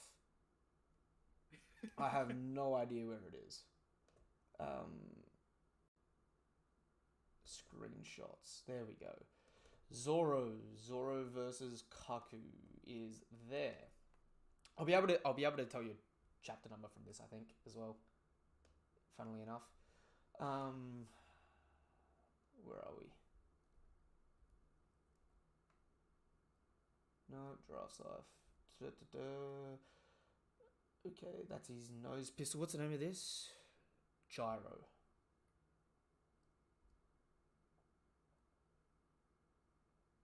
I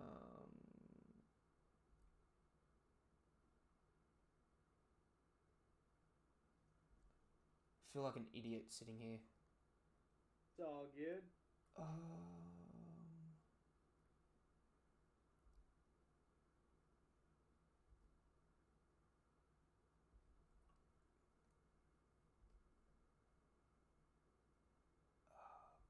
Because since the chapter as well, I've also I might have it on my phone. Because since I read the chapter the other day, I've seen that it's they've actually got the panels side by side. You know what I mean? Where is it?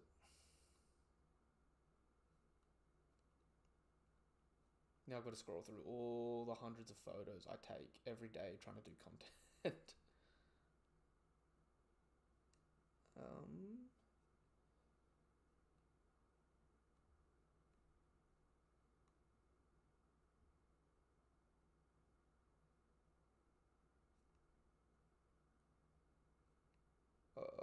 Oh, no.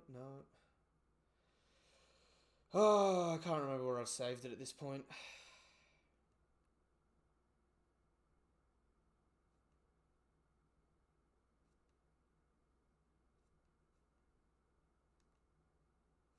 I can't find where I've saved it. But yeah, it's in here somewhere.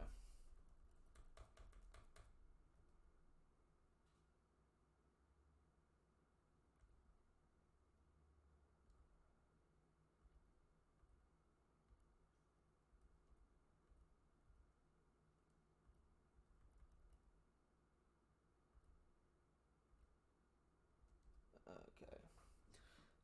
It might have a slightly different name. Because this scene is essentially a parallel. Because, like, you know how he does a nose pistol to Zoro, and then Zoro hits his head down? Yeah. It is literally panel for panel from this. Where is it?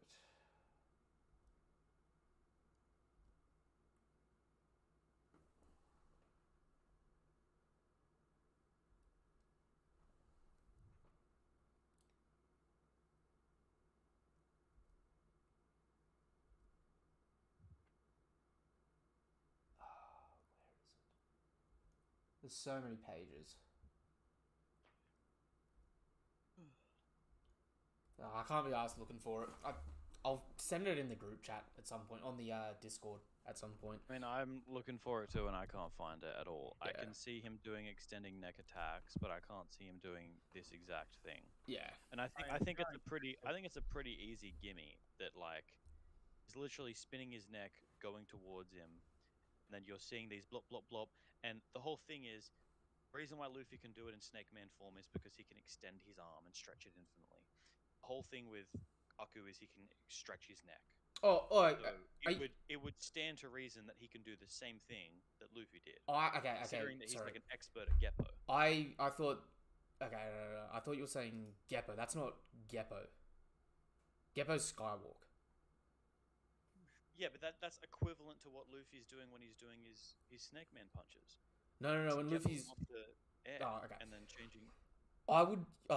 Ged, good to see you, mate. I would say if you know how Luffy stretches his arm out like that, right? If you look up the thieving drunk Kaido.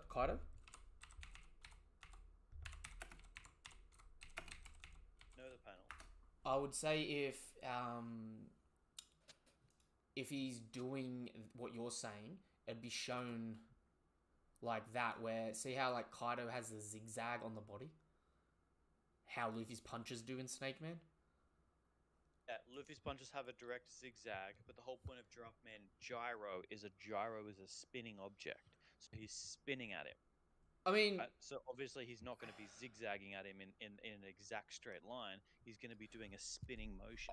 But the fact is that every time he comes down to the bottom, he geppos himself back up to pick up more speed as he's going toward. Like, this is a pretty easy gimme. It looks like that. I mean, I'm not saying it doesn't look like that, but it's just those impacts are normally used just to say it's an impact, like someone's hit. It is an impact. It's a Geppo impact. He's punching the air. The Geppo's shown as air. Like, there's a cloud effect for Geppo sort of stuff. This, to me, is more like each one of those hits at the bottom is where he's spun his neck around and hit Zoro, pushing Zoro back more and more, if that makes sense. It's not worth arguing, in my mind. Like, if that's how you see it, that's how you see it, that's perfectly fine. Because when Geppo's used, there's normally, like, it's not that... See how that's the star sort of thing? Like, that's like a star explosion sort of thing? That's an impact symbol. It looks like an impact. Yes. But Geppo is shown as a cloud poof. Like, there's like a little cloud. It's shown a bit different to that. I mean, it's shown in a lot of different ways. Sometimes there's no poof at all. It's just the fist just changes angle. Actually, most of the time, I'm looking at panels right now, there's no poof at all. The fist just changes angle. Because the way I see that there, best example is the Kaido Zoro Ashura, right? If you look at like that in the manga, Yeah? Huh?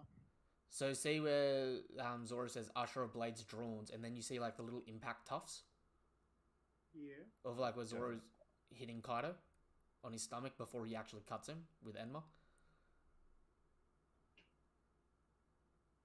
Yeah, I get they do a little impact symbol. Yeah. So that is apparently like that symbol is used, like that star symbol is used to say that he's hit him, even if it doesn't look like it. And look, it doesn't matter. I mean, he has Geppo. He's got the 6 powers. Yeah, He's got yeah. an awakening form. He's stretching Dude, his he's- neck the same way that Luffy can stretch his he's arm. insane. Like, it's pretty straightforward that he would be able to do that, regardless of if this is him doing it or not. I don't know. Absolutely be able to do that. I don't know if he's necessarily doing it the same way Luffy is, but it would be really cool if he is able to do that. I would definitely be one for it because we've seen as well. I mean, like it would be a lot. This attack, him doing that would be a lot cooler than him just like extending his neck at dude. Zoro and Zoro just standing Okay. there blocking it like 15 times as he's I getting should launched backwards. I should preface this. Although I don't necessarily think that's what he's doing, Rule of Cool dictates I want him to be doing that. I want him to be capable of doing that. You know what I mean? Because I don't see any reason why he's not doing that. the only reason I say he might not be is again just because that's reserved for like an impact, like that's you're normally used to show a fluid panel of like when people have had multiple clashes with each other. Like if you go back to panels where Zoro's fighting or like Brook fighting Ryuma, you see those tufts to show like they've clashed in that, and it's like it's still an image where they're hitting their swords together in the middle, but like they've shown them all around them where they've like clashed multiple times. You know what I mean? Normally that's how it is. It could be different here. I don't bloody know. Again, like I mean, we already said that it's clashing is punching the air is a clash.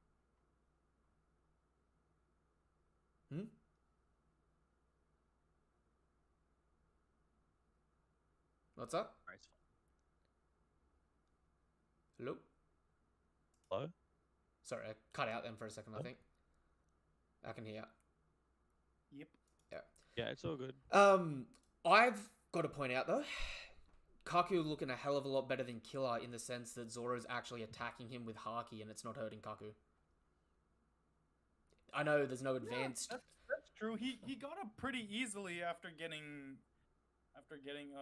hit by Zoro's attack. Again, even if we can't find the Gyro Man thing, there's a direct panel that parallels Zoro hitting Kaku in the head and his head hitting the ground and Kaku getting back up.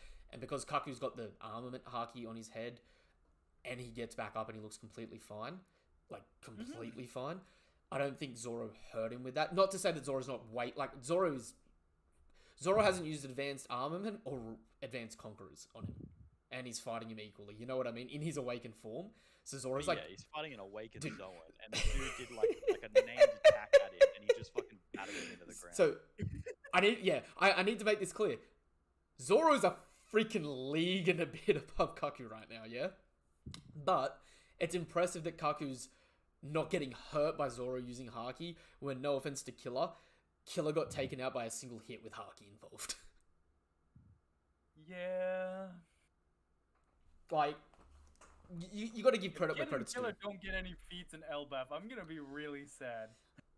Oh, I tell you what, I'm desperate for I'm really desperate for Kid to go to Elbaf and learn Ikaku sovereignty. Imagine that in his punk rotten form, where he can do like a big Elbaf spear. He could call it rotten sovereignty. That'd be pretty cool. Rotten sovereign. Yeah, rotten sovereign. That would be cool. Because, I mean, he saw Big Mum doing it, and it's supposed to be a trademark of the Giants. And if he's going to the Giants because he's going to get like a power up in a sense, like if he doesn't get better Haki, like giving him that is enough to close the gap to be like, well, you don't have the Haki, but you still got something broken. Because at the moment he's got no DC. Yeah, if Kid like gets some just massive brute strength buff, I'll accept that.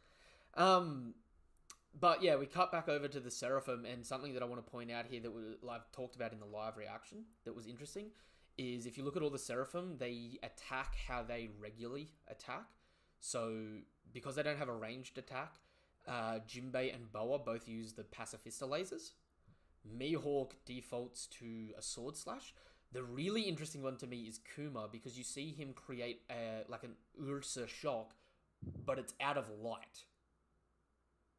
So it's almost like because we know the Seraphim has the Devil Fruit. I wonder if because the real Kuma fights with his paw attacks, the Seraphim Kuma goes to instinctively fight the same way, the same that the Jinbei one did. But part of the paw ability, as we know, is you can like manifest non-physical things, right? I wonder if, just as like a quirky thing, although he's still got the lasers, like the other Seraphim, if he like rejects the laser to shoot it, doing like a Kamehameha sort of hand thing, like Kuma does with the Ursa Shock. Because it's weird that it's like the only one displayed slightly different. You know what I mean? Interesting but quirky. Because we also know that the Seraphim tend to default to their like basic instincts for fighting. But if they're given an order like destroy the lab, if they're not capable of specific ranged attacks, that's why it looks like they default to those lasers. Because like Boa's only ranged attack is her love arrows, and turning this building to stone isn't really going to do anything. Jinbei's got It'll fortify it, if anything. Jinbei using Fishman Karate is just kind of like, yeah, whatever. You know what I mean? But let's get to the bat in the room. Kaku gets one shot. Put a panel in the Kaku gets one shot. He's oh my god. You put a panel in the chat, did you? Which one? Oh, Sanji using Skywalk. I see it. Going blop blop blop. Yeah, blop blop blop. Why can't I see it? Oh, there it is. It's loaded up now. Whoa. Where have I been posting? And why have I... Oh, it's the old One Piece one. I'm just an idiot. I don't know why I haven't seen any of that. Yeah, so you got the tut tut tut. Those are like the exact bloop. Okay. Okay. Are we going plop plop plop or tut No, tut tut? that's a fair point. I literally looked up CP9 Skywalk, and there's literally no photos. I'm like, what the fuck? Yeah, dude, I've had that same problem before. That's why I've got like such an encyclopedic memory now for chapters. Because I remember, like, in the anime, like, they fully showed it off. It was like, look at me, I can run around in the sky. There's even, like, a full extended thing where the dude was doing it with one leg. He was, like, holding someone, and he was, like, one-legged skywalking up slowly for ages. That's when he was fighting Frankie. The reason they don't show it is because they rarely use it in the manga. Like, at all. Same with Iron Body. You have no idea how little they used Iron Body, Paper Body, and Skywalk. Like Paper Body was so underrated, man. It could have so cool, dude. Broken the fights. I want Paper Body right now. Could you imagine Kaku had sent Stussy then, and you just see his neck warp out? Yeah, like honestly, like I would value Paper Body more than Iron Body, because with Paper Body, you just don't get touched. Oh, 100%. Iron Body, you gotta pray to God that your tech guy is stronger than their incoming attack. You know how insane it is that Lucci finger pistoled Gear 5 Luffy like over and over and over again, and Luffy's face just kind of bent out of shape and it did nothing? Yeah. And even against Kaido's club, it like probably hurt him, but not even that much. It's like, how do you take down Luffy? How?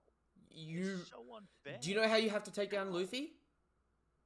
You've got to have an ability that specifically like completely turns the entire environment against him, which is just going to be like what low gears and mythical zones can do.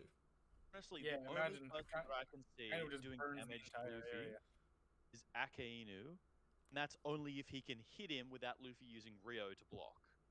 Like, if he can get around the Rio and punch him, then Luffy can't, I guess, just bend out of the way. Akainu, the reason why I'm really keen for Akainu is we saw in Marineford that fighting against him, not only do you have to like defend against it, but he makes poisonous gas. And it's I say poisonous, it's toxic gas. It's not like you know, like Venom Demon sort of shit. It's just like there's no oxygen, so you can't breathe. And we know Luffy's susceptible to that, right? And it was strong enough that after 2 seconds of fighting Ivankov passed out because there was no oxygen. Yeah, not just sure, so I'm not so sure how fear present you that's gonna will be kill you. though. Oh no, like it may not. Sort of like clashes Dude, between these people literally shake the it environment. it So like the air around them is going to be constantly turbulent anyway. it may not be, but like what I could see is a really cool fight is Luffy with his like all of his skills and his imagination fighting Akainu in essentially inside a volcano where Akainu's just like turned the whole surrounding into it, and there's poisonous gas everywhere. So Luffy's just kind of like covering his mouth, coughing, going, "Oh, this is really bad." And like if Akainu goes to attack him, it's like he can use full body Rio to defend against it, but it's like one of those things where it's like I've got to get out of the lava because if I like I'm gonna waste too much haki going full body Rio. I've got to get out of the lava so I can conservatively hold my haki. So it's like a matter of like you've got to stay away from Akainu in Akainu's playground and try to hurt him without getting close to him. Could totally see him like turning the environment so hot that Luffy's just like, I can't like live here. Yeah. And he's like, how does anyone fight you? And then Akainu gives some line about, no one's ever been able to fight me in my territory like since Aokiji. Aokiji, yeah. And it's only because he's got a perfect counter that does the exact same thing but in the opposite way. Yeah, exactly. Yeah, no, that like I'm reckoning something like that's gonna be the case. But yeah, Stussy one shots Kaku here, and yes, it's Kaku off guard, but like, Yeah, but Kaku was still like it's in through battle some mode, kind of right? Like he was still. yeah, ready it's a devil fruit based ability, but there's blood on her face, so she's drained him of something. She's drained him of blood seemingly. I think two she things. did say I'm just putting him to sleep. Whether or not that was like sarcasm and she actually like killed him or whatever, or if it's like literally. If Kaku ends up falling now, oh my god. So you've already heard this, Eggs, but let me give this rundown for my theory for this, right? Until you proved me almost wrong by Reiju's fruit being the fruit in the front cover, which is very plausible. I thought that fruit was this fruit, and we're going to get a canon version of a vampire fruit. Sorry, Patrick Redfield. This also, the way I saw it, is this could be a artificial zone, but the first ever man-made artificial zone, in the sense that it's not replicating a so it's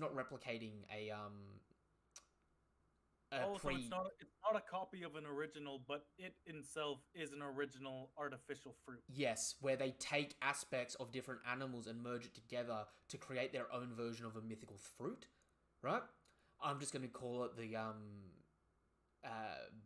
the bird no me model vampire, mythical vampire, or something like that, right? It could even just be like vampire bat. Since yeah. She's got the bat wings. Yes. Or it could be vampire and then she just has bat wings because that's a thing as well. Now, the reason why I'm leaning towards like it being a mythical sort of thing is I'm actually interested in the idea here. So I feel very vindicated in the idea that Stussy is the person that Vegapunk called for help from last chapter. Specifically because the dialogue last chapter was, and I won't pull it up. Yes, I will. The dialogue was specifically, what is the call? We do have one more ally on the island. No, wait. If you're talking about who I think you are, then taking our side would mean being driven out of home and chased by the government, right? So, That's very spot on. If Stussy was an artificial human, being a clone, right? And then, as the dialogue at the beginning of the chapter states, right, they didn't acknowledge her as a human at first, and it's been a struggle to acknowledge her as human. In the process of acknowledging her as human, she started to live her own life, became a member of CP0, and genuinely worked her way through the ranks, right? She still views the members of MADS as her parental figures. So Vegapunk calling on her for help here is like a parent calling on their child for help, in a sense. Her being, this whole arc, she's been saying weird shit where she's known more about this place than Rob Lucci and Kaku, right? Letting Kaku fall into traps and stuff like that without correcting him about them, right? So I think it's, first things first, I think this is the person that Vegapunk asked for. The second thing is, because it's a bat-related fruit, what I actually think may happen here is we're trying to facilitate an escape route, but we've also got an admiral and another set of forces coming, right? We have just witnessed that Kaku is awakened. By the way, props to Kaku that he awakened his fruit in under 2 years. Can we just give a round of applause for that? Because Big. this man ate his fruit when we met him in Emmy's lobby, and this isn't the first time he's awakened his fruit here 2 years later. This is the fastest awakening we've ever seen. Yep. So absolute props to him. Yeah, Kaku is quite a prodigy. It's just sad because he often gets overshadowed by Lucci. Ged, good to see you, my dude. It's good to see you in the chat. But what I think's going to happen is Stussy being a vampire-related fruit. I think the reason Kaku passed out immediately isn't because this is a one-shot ability, but actually I think it's an effect of a mythical trait of this fruit, right? As a vampire, I think if she bites you, she can turn you into a thrall where you have to follow her orders. I think she's going to pin Lucci and Kaku against each other as a diversion while she escapes with Vegapunk and the Straw Hats trying to help us get away. She may not completely make it away with us, right? But, because, we've got Kizaru and that coming in, but I think that's what's going to stop Rob Lucci following us more, and it'll also give us a cool fight of Rob Lucci versus Kaku, even if it's brief.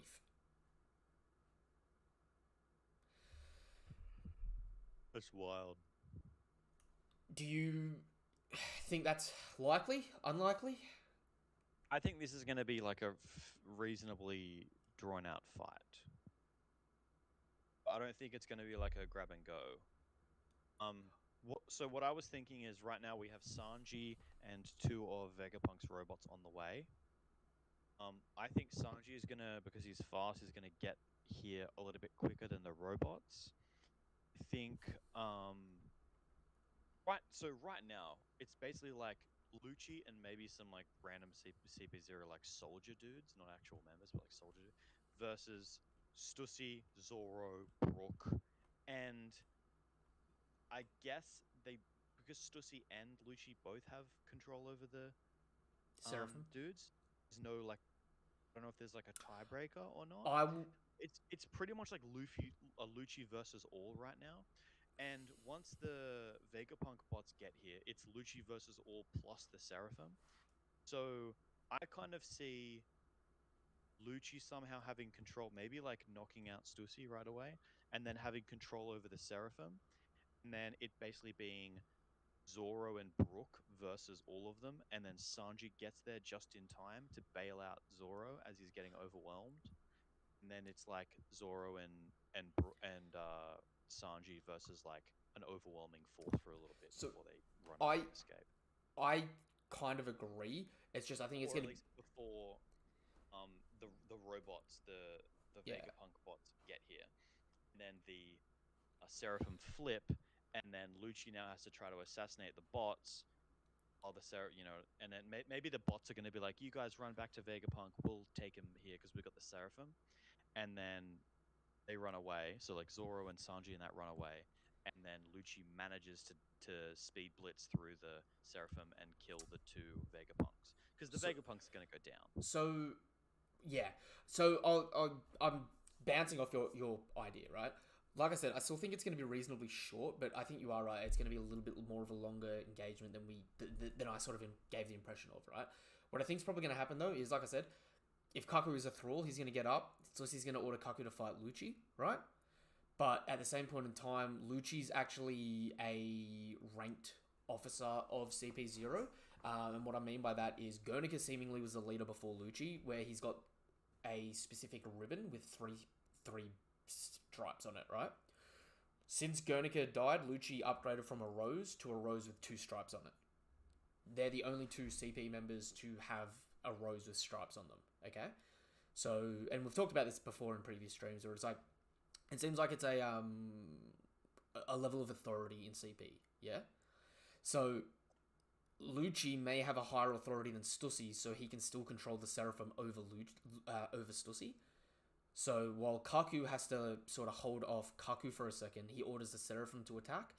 The Seraphim attack Stussy, attack Zoro, and attack Brook. And like you said, they start to get overwhelmed a little bit. So you get to see Zoro versus Seraphim Mihawk. You get to see Stussy fighting the Boa one and Brook struggling against 2 Seraphim, right? And it seems like we're going to get beaten. then you're Really, probably... you reckon Brook v2, Zoro v1? Well, Mihawk. Ooh. The Mihawk Seraphim was fighting Blackbeard. Yeah. So what I imagine was like Zoro's defending himself against Mihawk and going, "Damn, this dude's strong," and then another Seraphim, but he's like So defending himself. He's on the back foot, but he's defending himself. And then another Seraphim comes in, and Zoro's like, "Uh-oh, I'm screwed." And then Sanji comes in and saves him. So I agree, except instead of it being Zoro, I think it would be Brook, because the Seraphim were also designed to go for the weakest link. We saw that in their raid on Amazon Lily. And they've got that free thought. So if Mihawk can hold Zoro and Boa can hold Stussy, it'd make a lot of sense to just take out Brook as quickly as they could. Right? Which would be funny because it would be the Jinbei one trying to fight Brook, who Brook doesn't have any water in his body, so you can't use Fishman Karate. That would be an interesting matchup. And Wait, I got a fucking wild one ready. So it's Boa, Seraphim Boa against Brook. And you know how Brook's all creepy about Yep. panties and shit? Boa tries to use her ability on Brook, and Brook goes, "No, I'm not actually attracted to anyone," and it doesn't work. He's like, "I just got a weird fascination about panties," and then we go on a whole fucking backstory of Brook's backstory. That'd on be why funny. he likes panties so much. But the reason why I see it playing out where they're going against Brook is it kind of reminiscent of Savity, where like Zoro went down failing trying to protect the other Straw Hats because he was weakened, right? Mm-hmm. I see it if like Zoro and Stussy have their handfuls with the Seraphim each, and they think, oh, Brook's gonna go down crap, and they almost start getting overwhelmed because they're trying to help him out while they can't, right? And then Sanji and Frankie show up. You've got Frankie versus the Kuma Seraphim. Sanji obviously cannot fight the Boa Seraphim because he'll be completely useless. So Sanji fights, say, the Jinbei one. So the Kuma and the Jinbei one go up against like Sanji and Frankie. And then that gives them time to sort of deal with that. But by that point in time anyway, the other Vegapunks show up. They give orders. So the Seraphim start to turn on Lucci. And at that point in time, maybe Kaku displays an advanced form of Haki where he's able to break out of Stussy's control. Maybe. Otherwise, it's like you said, it's going to be a quick turn of events where it's going to be shitty for Lucci. But in that situation, either way, as soon as the tide starts to go in our favour, our guys are going to dip. Because it is where we are supposed to be doing a snatch and grab at the moment. That's it. Like I think like regardless of what happens, at the end of it, what's going to end up happening is Kaku and Stussy are out of the picture, knocked out or whatever, and Lucci has killed, and then the Straw Hats have retreated, and Lucci has killed the two Vegapunks that are coming at him, and then he continues on with all of the Seraphim behind him because he's still got the only, or I guess he would leave them behind. He wouldn't bring them with him. He would continue on his own, and it would be like he's like a raid boss basically. He's like a Terminator, just like charging through. And every time he comes through an encounter, he's like, "Oh, this is bad," but he comes out on top and keeps going. So I agree with that, but like I said, I think it's in the terms where it's like it's just bad circumstance after bad circumstance, so he actually never catches up. Yeah, exactly. Yeah. I don't think he'll catch up. Yeah. Okay, let's do a little bit of a sidebar here. Talk about Stussy. She's a clone of Miss Buckingham, Stussy of the Rocks Pirates, otherwise known as Miss Bucking, Weevil's mother. Right? Yeah. Two things really important here to talk about. Because it's a zone, we've got no idea whether or not Stussy's Devil Fruit is also something that Miss Bucking has. Right? Because if you are right, Daniel, and that Devil Fruit at the beginning is Reiju's because it's got the same pattern as Reiju, right? This Devil Fruit here, we don't see any green blood on Stussy because it's not a Paramecia, it's a zone. We know they can make zones, so they could have just made a zone and gave it to Stussy because Stussy obviously has a Devil Fruit. She may have a Devil Fruit and Miss Bucking doesn't, or Miss Bucking... Wait, she's a clone. Doesn't mean she's a Seraphim. Did I say she was a Seraphim? Well, she doesn't necessarily need green blood, right? It could just be a genuine human who genuinely ate a fruit. Yeah, no. So again, this is what I'm saying. This is what I'm saying, right? You don't see any green blood on Stussy. There's no green blood marker, like it's on the arm. You know what I mean, right? So what I'm saying is, does the real Miss Buchan have a fruit? And when she got cloned, the clone also has the fruit because it's a zone, which you can replicate through DNA.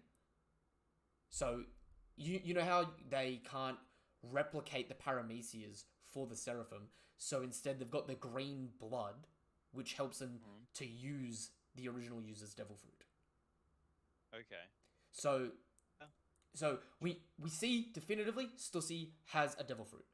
Miss Buchan either doesn't have a devil fruit and this is unique to Stussy the clone, or she does have a devil fruit and it's the same devil fruit.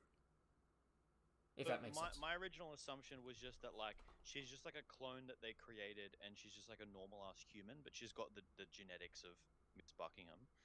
And then after she was born, they just gave her a fruit, or she got a fruit through some means. So that's in which case it could be a paramecia. She wouldn't need green blood because she's a normal human clone, not like a seraphim clone. That's what I'm leaning on. Except the reason why I would say it's not a paramecia is because it's got bat wings. To me, that's zone. It could be a zone. Yeah, which I'm just saying, like, I don't think she needs to have green blood for it to be a paramecia. She would only need green blood if it's a paramecia that Miss Buchan has. Okay, I get you. Yeah. I get you. Yeah. So, like... Wait. Why? Because Momo had the same... It's a zone. Of what? Oh, it's a zone. Yeah, fair. That's what I was saying. If you've got a replica of a fruit that exists, and it's a paramecia, you have to have the blood. If you do it with a zone, that's an exception, and there's no precedent for a Logia. Yep.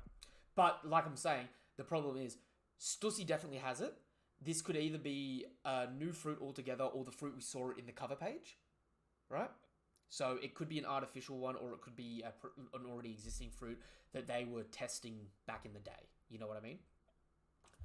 The only thing that I would say against her being born with one is that if that technology were possible way back then, when what's his name, when Judge was in Rocks, I would expect that his clone soldiers would have fruits when they were born. I would turn around and tell you what is the Vinsmoke's lineage factor and why do they have swirly eyebrows, and why did Oda specifically say the swirly eyebrows are the same swirls on the devil fruits? But they were like very specifically designed, whereas what's his name? The general clone army doesn't have devil. Yep, I would say the difference is Vegapunk being involved. So Vegapunk was involved with like with Ichiji's creation and stuff? No. So if okay, say the Vinsmokes are an attempt at Judge giving them devil fruit powers from birth. Yeah? Oh.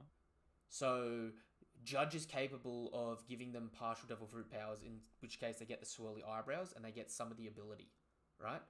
They can still swim, but they don't have like Ichiji's not Kizaru. Yeah, they don't have like a full-on fruit. Yeah.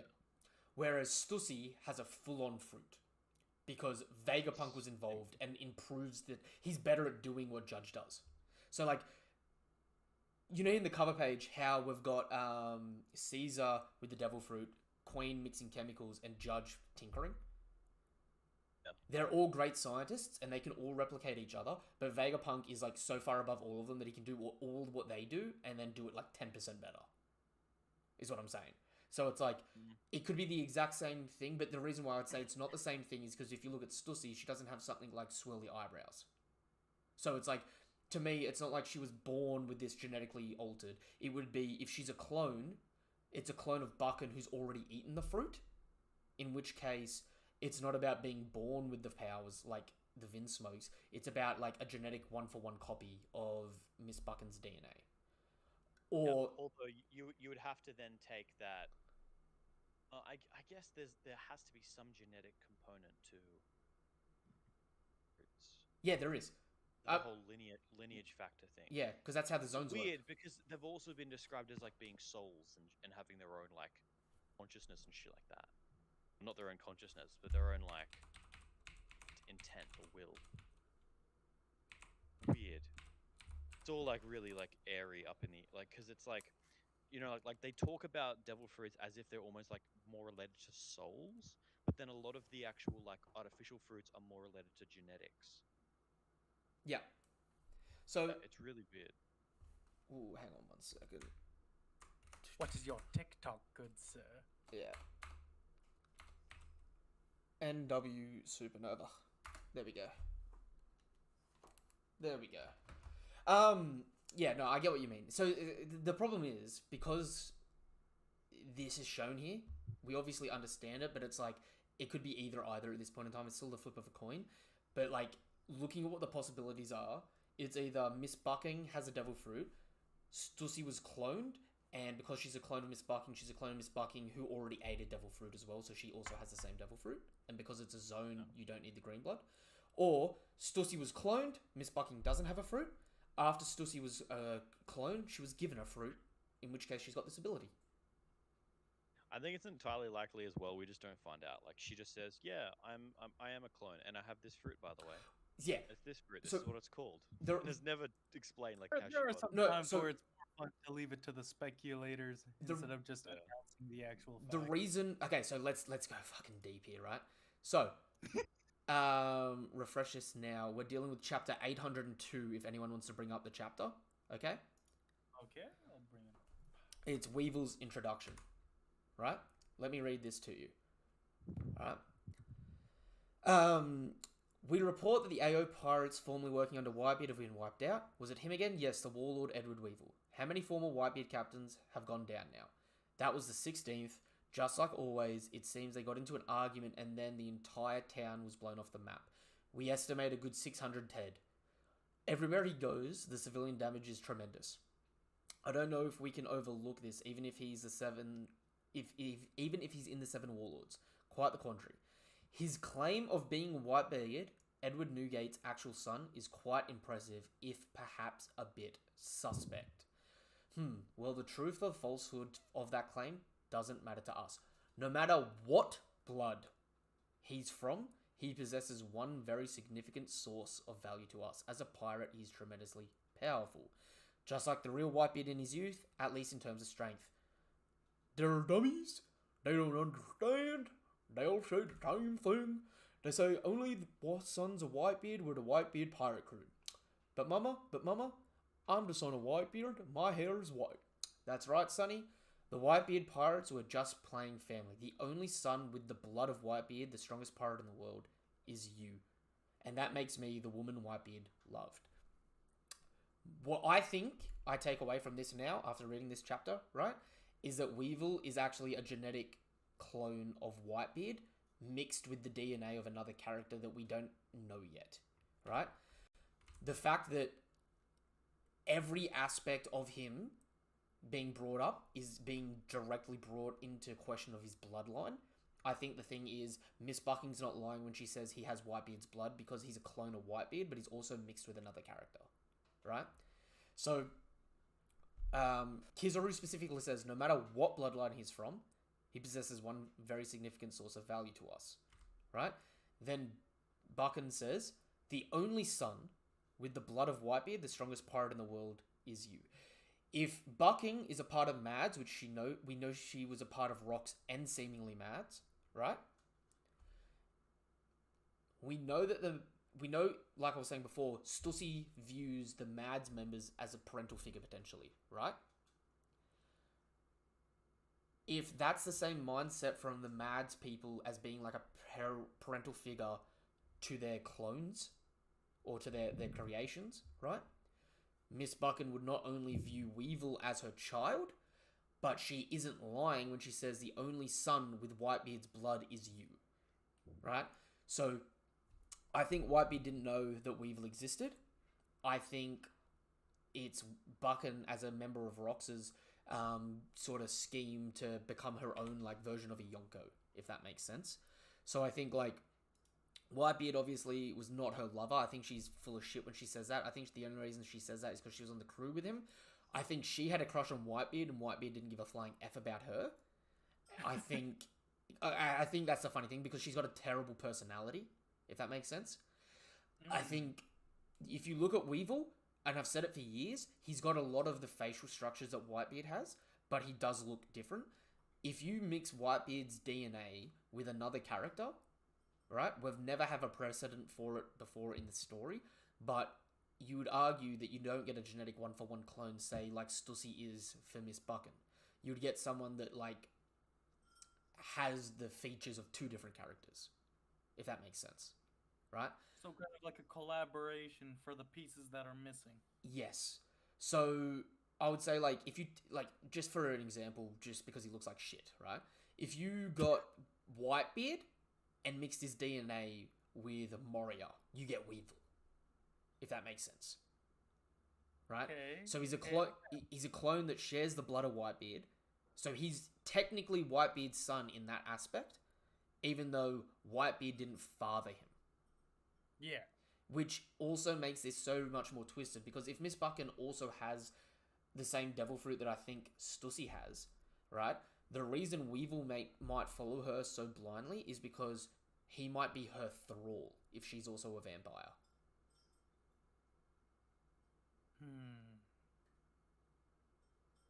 Which is a bit sick and twisted in a way, but... Kind of, but I mean, I wouldn't put it past her. I mean, Miss Bucking obviously doesn't have any regard for human life. All she cares about is bellies.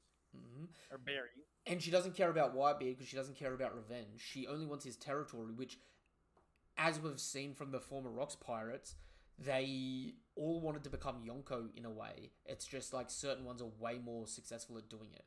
If she's copied Whitebeard, she essentially has a Yonko working for her that she can puppet in that regard.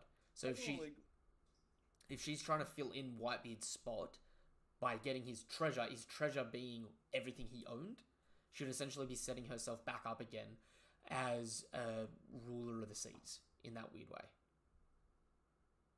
I mean, it's more so, yeah, she's like indirectly trying to attain a throne. Yeah. In a sense. Yeah. Which I think is a bit tragic for Weevil, because it leaves him in a precarious situation where he is Whitebeard's son, but at the same time he has no claim to be his son.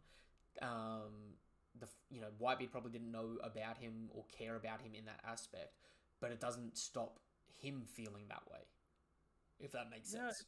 It's also crazy too, because I mean, again, we're looking at all these like surgery scars and everything like that. I mean, if these are battle wounds, sure, but it's just that the way that they're shaped and everything, right? Like how you have one going down 3/4 of his face, and then you have another one going around his neck and arm. I mean, do you guys think that like maybe? I mean, I know this is kind of a stretch, but do you think like maybe like a guy like Dr. Hogback would have been involved with manifestation? I've thought about that in the past, and the reason why I probably won't say that is because if you look at him, I reckon it's probably more like Miss Bucking isn't, although being a member of Mads, she's probably not as she's probably like the Hogback of Mads. Yeah. Right? But we also haven't seen in Mads. So you've got Caesar, who's the chemical expert. You've got Queen, who's the bioengineer. You've got Judge. Who's a weapon expert. Well, Judge is the regular engineer, right? Yeah. Buchan would fill another role on that crew, so she may not be as good at cloning as the others, even if they're all aware of the process of what it takes to clone. Yeah. So where Vegapunk and Judge can clone someone 1-for-1, she has to, like, I can clone someone if I have their DNA and mix it with something else. Because, like, maybe too much of it gets damaged or whatever. Sorry, while you guys talk about this, we're going to wrap the stream up soon. I've just got to duck off to the toilet really quick. So you guys talk to your heart's content. I'll be back in a minute, alright? Alright. Sorry. Okay, Expert Brecky, we must fill the gap. You think about Miss Buckham. She got old. Okay, I'm just gonna say, if we went from prime Miss Bucking to that, I don't understand actually, like the whole sense where people technically like shrink down by like a whole like 5 meters. I mean, that's the thing though, is Whitebeard got bigger, Stussy got smaller. So really, I mean, everyone's always doing the meme of putting her up against, size comparison against Whitebeard, but it could have happened back in the day. It would possibly relatively size. I mean, Stussy Stussy stand up like, relatively equal to how Lucian? tall tall is Rob Lucci? I gotta search this up. How tall is Rob Lucci? Because if she's standing side by side him, she's actually not that short. Yeah. So, oh my gosh, yeah. So Rob Lucci's like 6 feet and 11 inches. So technically, Miss Bucking, she's not that. So she's definitely 6 foot, right? For sure. I just looked it up. 179 centimeters, so 5'10". Oh, okay. That's still not short. Yeah, That's that's taller like than me. it's normal. Yeah, it's a reasonably tall woman. So yeah, But she's here's the thing. I don't exactly know how much you need in order for the cloning process, right? Like, and Stussy is a vampire too. Do you think that she might have just like bit Whitebeard at some point and like put it into a flask or something?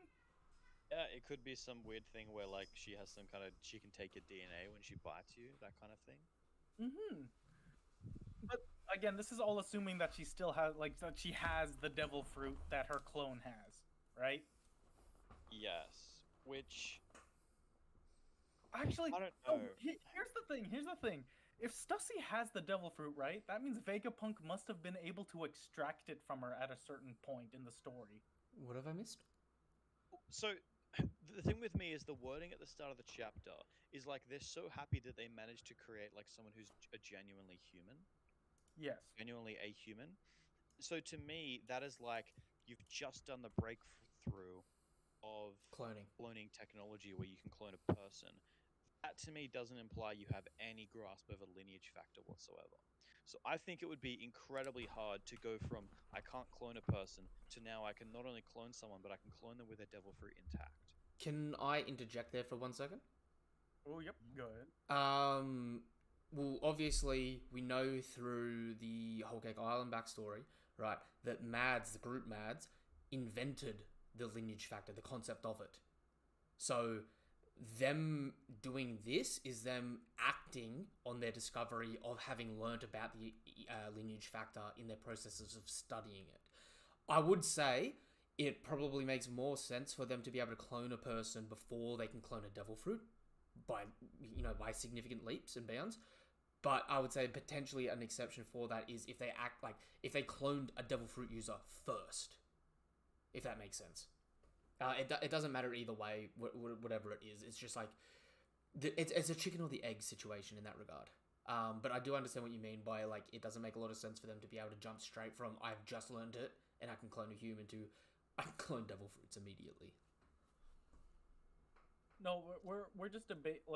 My main debate is that whether or not Vegapunk came into contact with Miss Bucking, because if in a sense, on the one hand, if Miss Bucking's clone, aka Stussy, was created and she was given a devil fruit, that means that Vegapunk had to have gotten the devil fruit, quote unquote, extract from its original owner, which would be Miss Bucking. But unless Dr. Vegapunk created this devil fruit completely off the wall and just with his own knowledge and resources, then I guess that eliminates the idea of Miss Bucking ever coming into contact with Vegapunk. That's just what I'm debating in my head right now. I mean, it is entirely possible that like she had a relationship with Vegapunk, and then, she just visited him. I mean, even in her older age, even somewhat more recently. But I guess it would have had to. I would say it was created, but like it's because it could be like we're talking about with Weeble being a clone. If he's like some kind of clone, it could be that Sparking went to Vegapunk and was like, "I want you to like clone me, Whitebeard." Can I put in the perspective of Chapter 1070's front cover, where you see the formation of Mads and what looks like young Stussy is just a member of Mads? And you can tell that this is earlier on in the timeline because in the newest cover, Queen's a bit fat, whereas in this cover, Queen's still skinny. Yeah, that's true. And there is that one strange lady that kind of bears resemblance to how Stussy dresses, right? Like she's got the hat, That's what I'm talking about. So that's probably the real Miss Bucking in her youth. Because this cover page was 40 odd years ago. Yeah. So 40 odd years ago, Stussy probably wasn't 40. Yeah, that's true. So it could have been that Miss Buckham was a Mads member before they broke up. Yeah. So she was And she that'd be how they got all of her DNA and genetics and all that crap. so she was probably a member of Rox 40 years ago, and we know that how long ago was Mads? Mads was about 20 years ago, wasn't it? Because it's older than the Vin Smoke children, and they're 22. So it's between 40 and 22 years ago. So in that 18-year window, Stussy leaves Rox after the fall of their crew, joins up with the Mads pirates, or the Mads crew, on their science expedition, unlocks the lineage factor in that, potentially uses the DNA that she had of Whitebeard, because it says she is a vampire, or has a vampire-related devil fruit, right? She may have tried to suck the blood of Whitebeard in the past, because we know that there was a heap of infighting amongst the Rox pirates, yeah? So, say by whatever means she's had his DNA for a while. She leaves the Rox pirates after their fall. She joins up with Mads, becomes a researcher in that. When Mads starts to fall apart because the world government captures Caesar and Vegapunk, Judge fucks off and starts building his clone army. Queen goes and joins the Beast Pirates, which we know Queen was a member of the Beast Pirates 20 years ago as well. So, yeah, because he was with Kaido at that point in the Odin flashback. So, there's less than an 18-year window there for them to have, between Rox and having formed that. We also know that Vegapunk was working for the world government when O'Hara happened, but I think that was only 12 years ago, from memory. I could be wrong on that. So yeah, it's probably from 40 years ago until 22 years ago, so in that 18-year gap that happened. She joined up, and then at that point in time, she probably made Weevil, because Weevil's 30-something now, I think. Yeah, Weevil's in his 30s.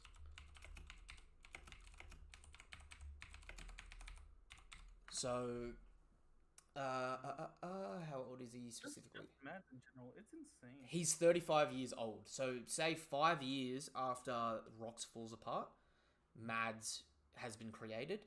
They unlock the prospect of lineage factor, and their first clone is Stussy. Their second clone is Weevil, or something like that, right? And then they've got a period there of probably 35 years ago,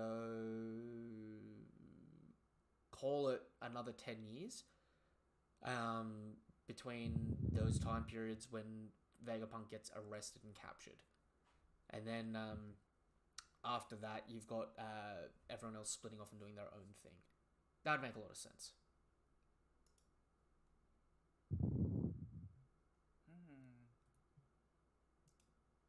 I don't know. What do you guys think about that? Because there's also a bunch of like no-name people in the background of Mads here as well.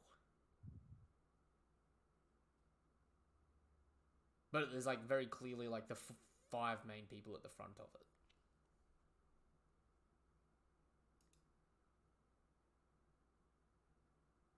Gosh, this is a lot for me to wrap my head around. Because the other thing is the validity of how strong Weevil is as well, considering his only feats are taking out 16 allied pirate captains of the Whitebeard fleet, and which is, impressive. But his non-canon feat is he's the warlord that cut off an admiral's arm. Yeah. So, in terms of him being as strong as Whitebeard in his prime, I think it actually makes a lot of sense, even if it's not necessarily, if he doesn't necessarily have the same haki, potentially, just like physical body. But I would argue at this point in time as well, like, dude, Weevil has a bounty of 480 mil frozen, right? That is a bounty higher than Kid, before Kid got his 3 bill bounty. You know what I mean? So like Weevil's one good opponent away from like an unfrozen bounty of like an obscene amount. And like he's kind of indicative because like these two are kind of like a wild card, if that makes sense, because it's like you've got Cross Guild, which is like three Yonko candidates in a sense between Crocodile, Mihawk, and Buggy, right? So like after the current 4 Yonko, you've got like what I'll refer to as like the Yonko candidate range, where it's like the next best people like organizations vibing for that same sort of threshold, right? That's like Law, Kid, Boa. You've got the Cross Guild, and now you've got this duo as well. Because knowing that she's 100% a member of Rocks as well, she's probably gonna have a really high bounty, considering Whitebeard was 5 bill, Kaido was 4.6 bill, Big Mum had a 4.3 bill bounty. Shiki, we never got a bounty for, but Shiki was literally lifting up freaking continents and countries and whipping them around like they were nothing. Wang Ji went down like a punk to Blackbeard as far as we know, but Blackbeard, his bounty of 2.2 bill was after taking down Wang Ji, so that would theoretically incorporate everything he did with Ace, the Marco Pirates, and that, like when the Payback War happened, and taking down Wang Ji. So there's no concept of like whether or not it added to his bounty or not. So Wang Ji could have been a punk, but like when Sengoku listed off the strongest, like when Sengoku listed off the most impressive people of the Rocks Pirates, Bucken wasn't named. If that makes sense. So it's like she's still probably really strong and has a really high bounty, but she also isn't like one of their top 5 combatants back in the day. No, I mean, Stussy to me, she just gives off the impression that she never likes getting her hands dirty unless absolutely forced or needed to, right? Yeah. The fact that she's not going after like Whitebeard's territory, then again on her own, even after he's died, kind of proves it. The problem is as well though, it's like Miss Bucken could potentially be capable of everything we see Stussy do. Yes. So it's like, if we see her do anything, she has the potential to be that strong or stronger. So that like there is a precedent for it in that regard, but at the same point in time, we haven't seen her do anything, so it's kind of like, is she just a little old lady? I know, that's what I'm thinking. Like, is she? I really want to see a fight. Could you imagine who's the emperor before Boa Hancock? Ooh, I would absolutely. Oh, with Shakiyaki. Yeah, could you imagine her going up against Miss Bucking? I would absolutely love it where Weevil and Bucken pull up on someone, and like it's like a group fight, and they're like, "Ugh, you don't have to worry about her. She's easy." And they're like trying to team up on Weevil, and Miss Bucken just comes out of nowhere and drops someone, and she's like, you know, he's only half as good as me, or some shit like that. You know what I mean? Or Just like, yeah, who do you think trained him how to use that? yeah. But yeah, it's crazy how this sort of comes full circle in a sense. A lot of these plot points that have been done. It's also really important to note that the top half of the dome is still sitting at 100%. So we haven't seen what comes of that yet.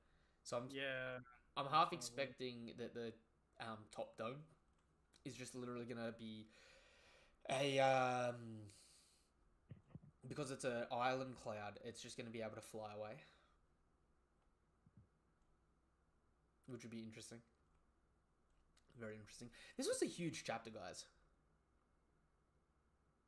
All right. Is there anything either of you guys want to bring up at this point? Just looking up like Japanese bat myth things. Yeah. There's not really any like significant ones. Interestingly enough, a Raiju, like as in like Naruto, Yeah. like a lightning animal, and it has like it's usually a wolf or a dog, but it can also be a bat and like be fair to like 15 other animals. Very small possibility. Other than that, all the bat things are just like a yokai, like a demon, just like a bat-related demon. Which I'm sure it wouldn't just be like a, I have the bat yokai fruit, because then it's like, well, cool. That means there's probably a billion mythical fruits then, because there's like yokai of all different types. I would. So I don't think there will be like a yokai series of mythical fruits. I would say it is also possible that it's like the mythical human fruit model demon, because True. this form is almost identical to Robin's Demonio Fleur.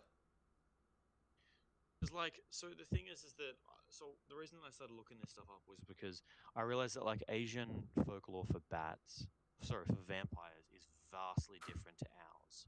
And usually they're more like demonic monsters. They don't look human at all. They don't necessarily have bat wings, or maybe some of them do, but you know what I mean. Like they're usually just like demons that eat blood. They're very very different. So I'm thinking to be a little bit out there, not completely, but a little bit out there for him to do like a Western vampire when there's already like Well, more Asian vampires. the problem is as well, if going against it being a vampire, is Patrick Redfield, who, if you don't know, ate the mythical Batnomi in one of the One Piece games. And Right. his character was, I think, designed by Oda. So he's supposed to be from the same era of Roger and Shiki and that, right? And his whole ability is like he's a mythical vampire, but it's just about hypnosis instead of really being like, I want to drink your blood sort of thing. So, but I would say in the defense of that, I mean, that's a game, and we've had canon like we've had the, candy Logia, but then later on we find out that the candy fruit is what Perispera has, like the lick fruit where you can control candy. We've also had the heat fruit show up once in a filler, then Oven gets it again completely later. You know what I mean? Yeah. So it's it'll be what it is. That being said, if Stussy hasn't, like made Kaku a slave to her, as an Awakened Zone, he's gonna get back up in like 20 seconds.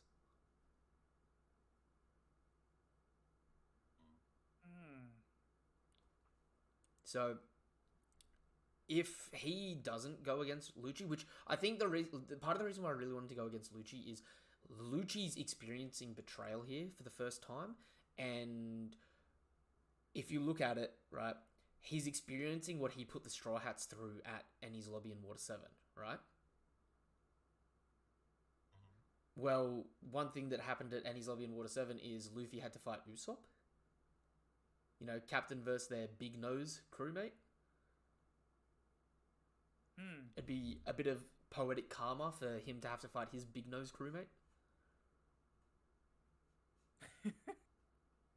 It's an odd parallel, but it's one of those ones where it's like, even if it happens for like a split second, it's poetic in a way, if that makes sense.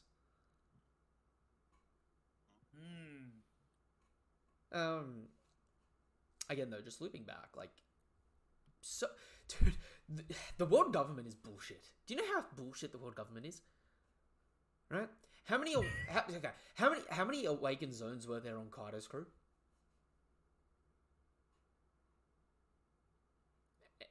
Anyone want to take a stab at that? No idea. If you count Kaido, 1. How many Awakened Fruit users were on Big Mom's crew? 1. Unless you count Big Mom. Yeah, ooh, exactly. 1 or 2. You know what I mean? Shanks has no Devil Fruit users as far as we know. Luffy's the only Awakened Zone Fruit user on his crew. Chopper, if you include the Rumble Ball. Right? The world government has 7 Awakened Zones at the moment.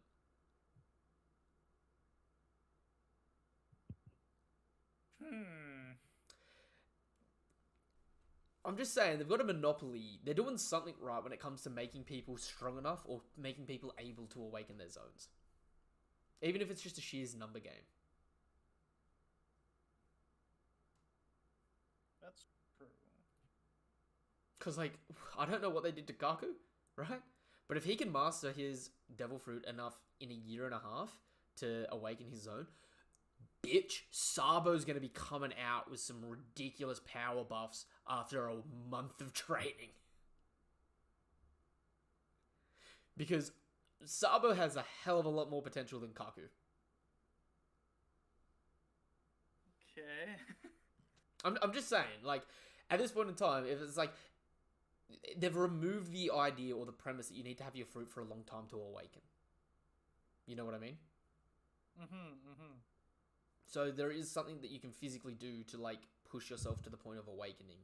And it's not like a time restraint thing as far as we're aware now.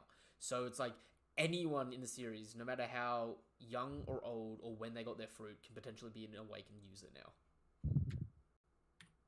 But didn't you have that whole theory around like there being like a mental awakening and like a physical awakening? And Kaku has the depiction of both. Which makes sense because when he got his Devil Fruit, think about how creative he has been with his Devil Fruit from the moment he got it.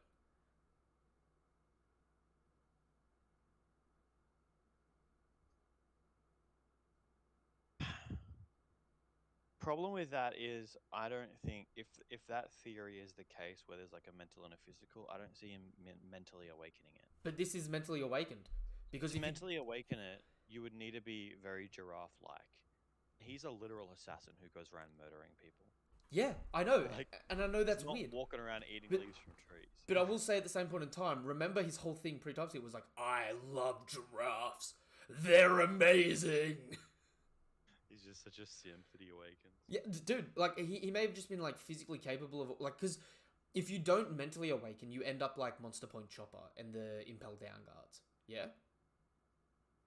If you mentally awaken, right, you end up with the Neo Clouds and that, right? Which would be a full awakening, essentially. Because your mind and body have to catch up for that aspect of it, does it not? So it's like Kaku here seems full blown awakened. I don't know, maybe on his spare time he eats just a shit ton of leaves. I mean, put it this way, from the minute he ate his Devil Fruit, even looking in this chapter, right? Instead of fighting using finger pistol, look at the way this man slaps his face around, like doing the full giraffe throwing your neck around. That is how real giraffes fight. They do like crazy neck slash, like neck flops at each other. You know, people always make like the funny things in cartoons where the giraffe's neck just crumbles. But I'm just imagining how much muscle is actually behind those freaking extended bones, man.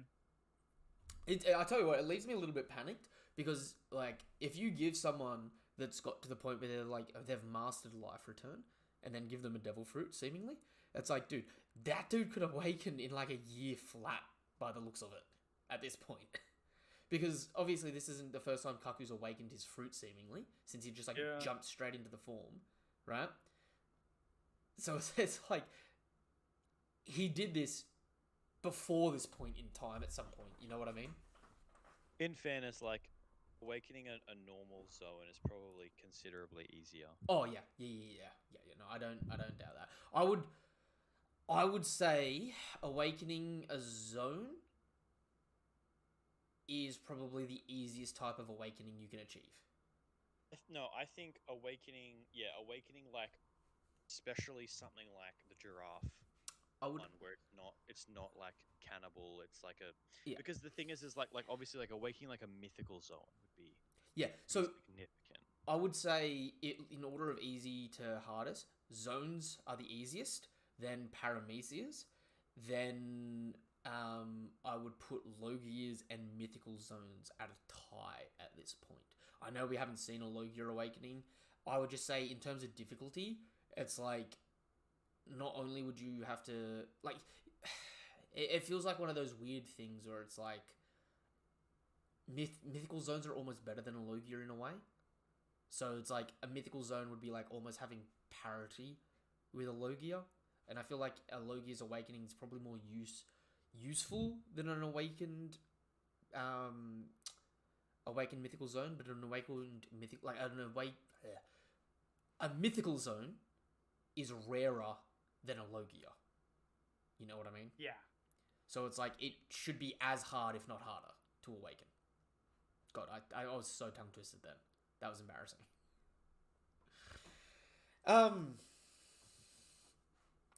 So, is there anything else that we want to bring up? Otherwise, we've been going for 3 damn hours. Holy hell. So much for a short stream, Egg. I'm good. I need to sleep. I'm just saying, most of the stream was around maybe 1/3 power scaling. But Look, there's nothing wrong with power scaling. There's nothing wrong with it. Everything is wrong with power scale. There's nothing wrong with it. You do what you want to do to make yourself feel happy. we loved it.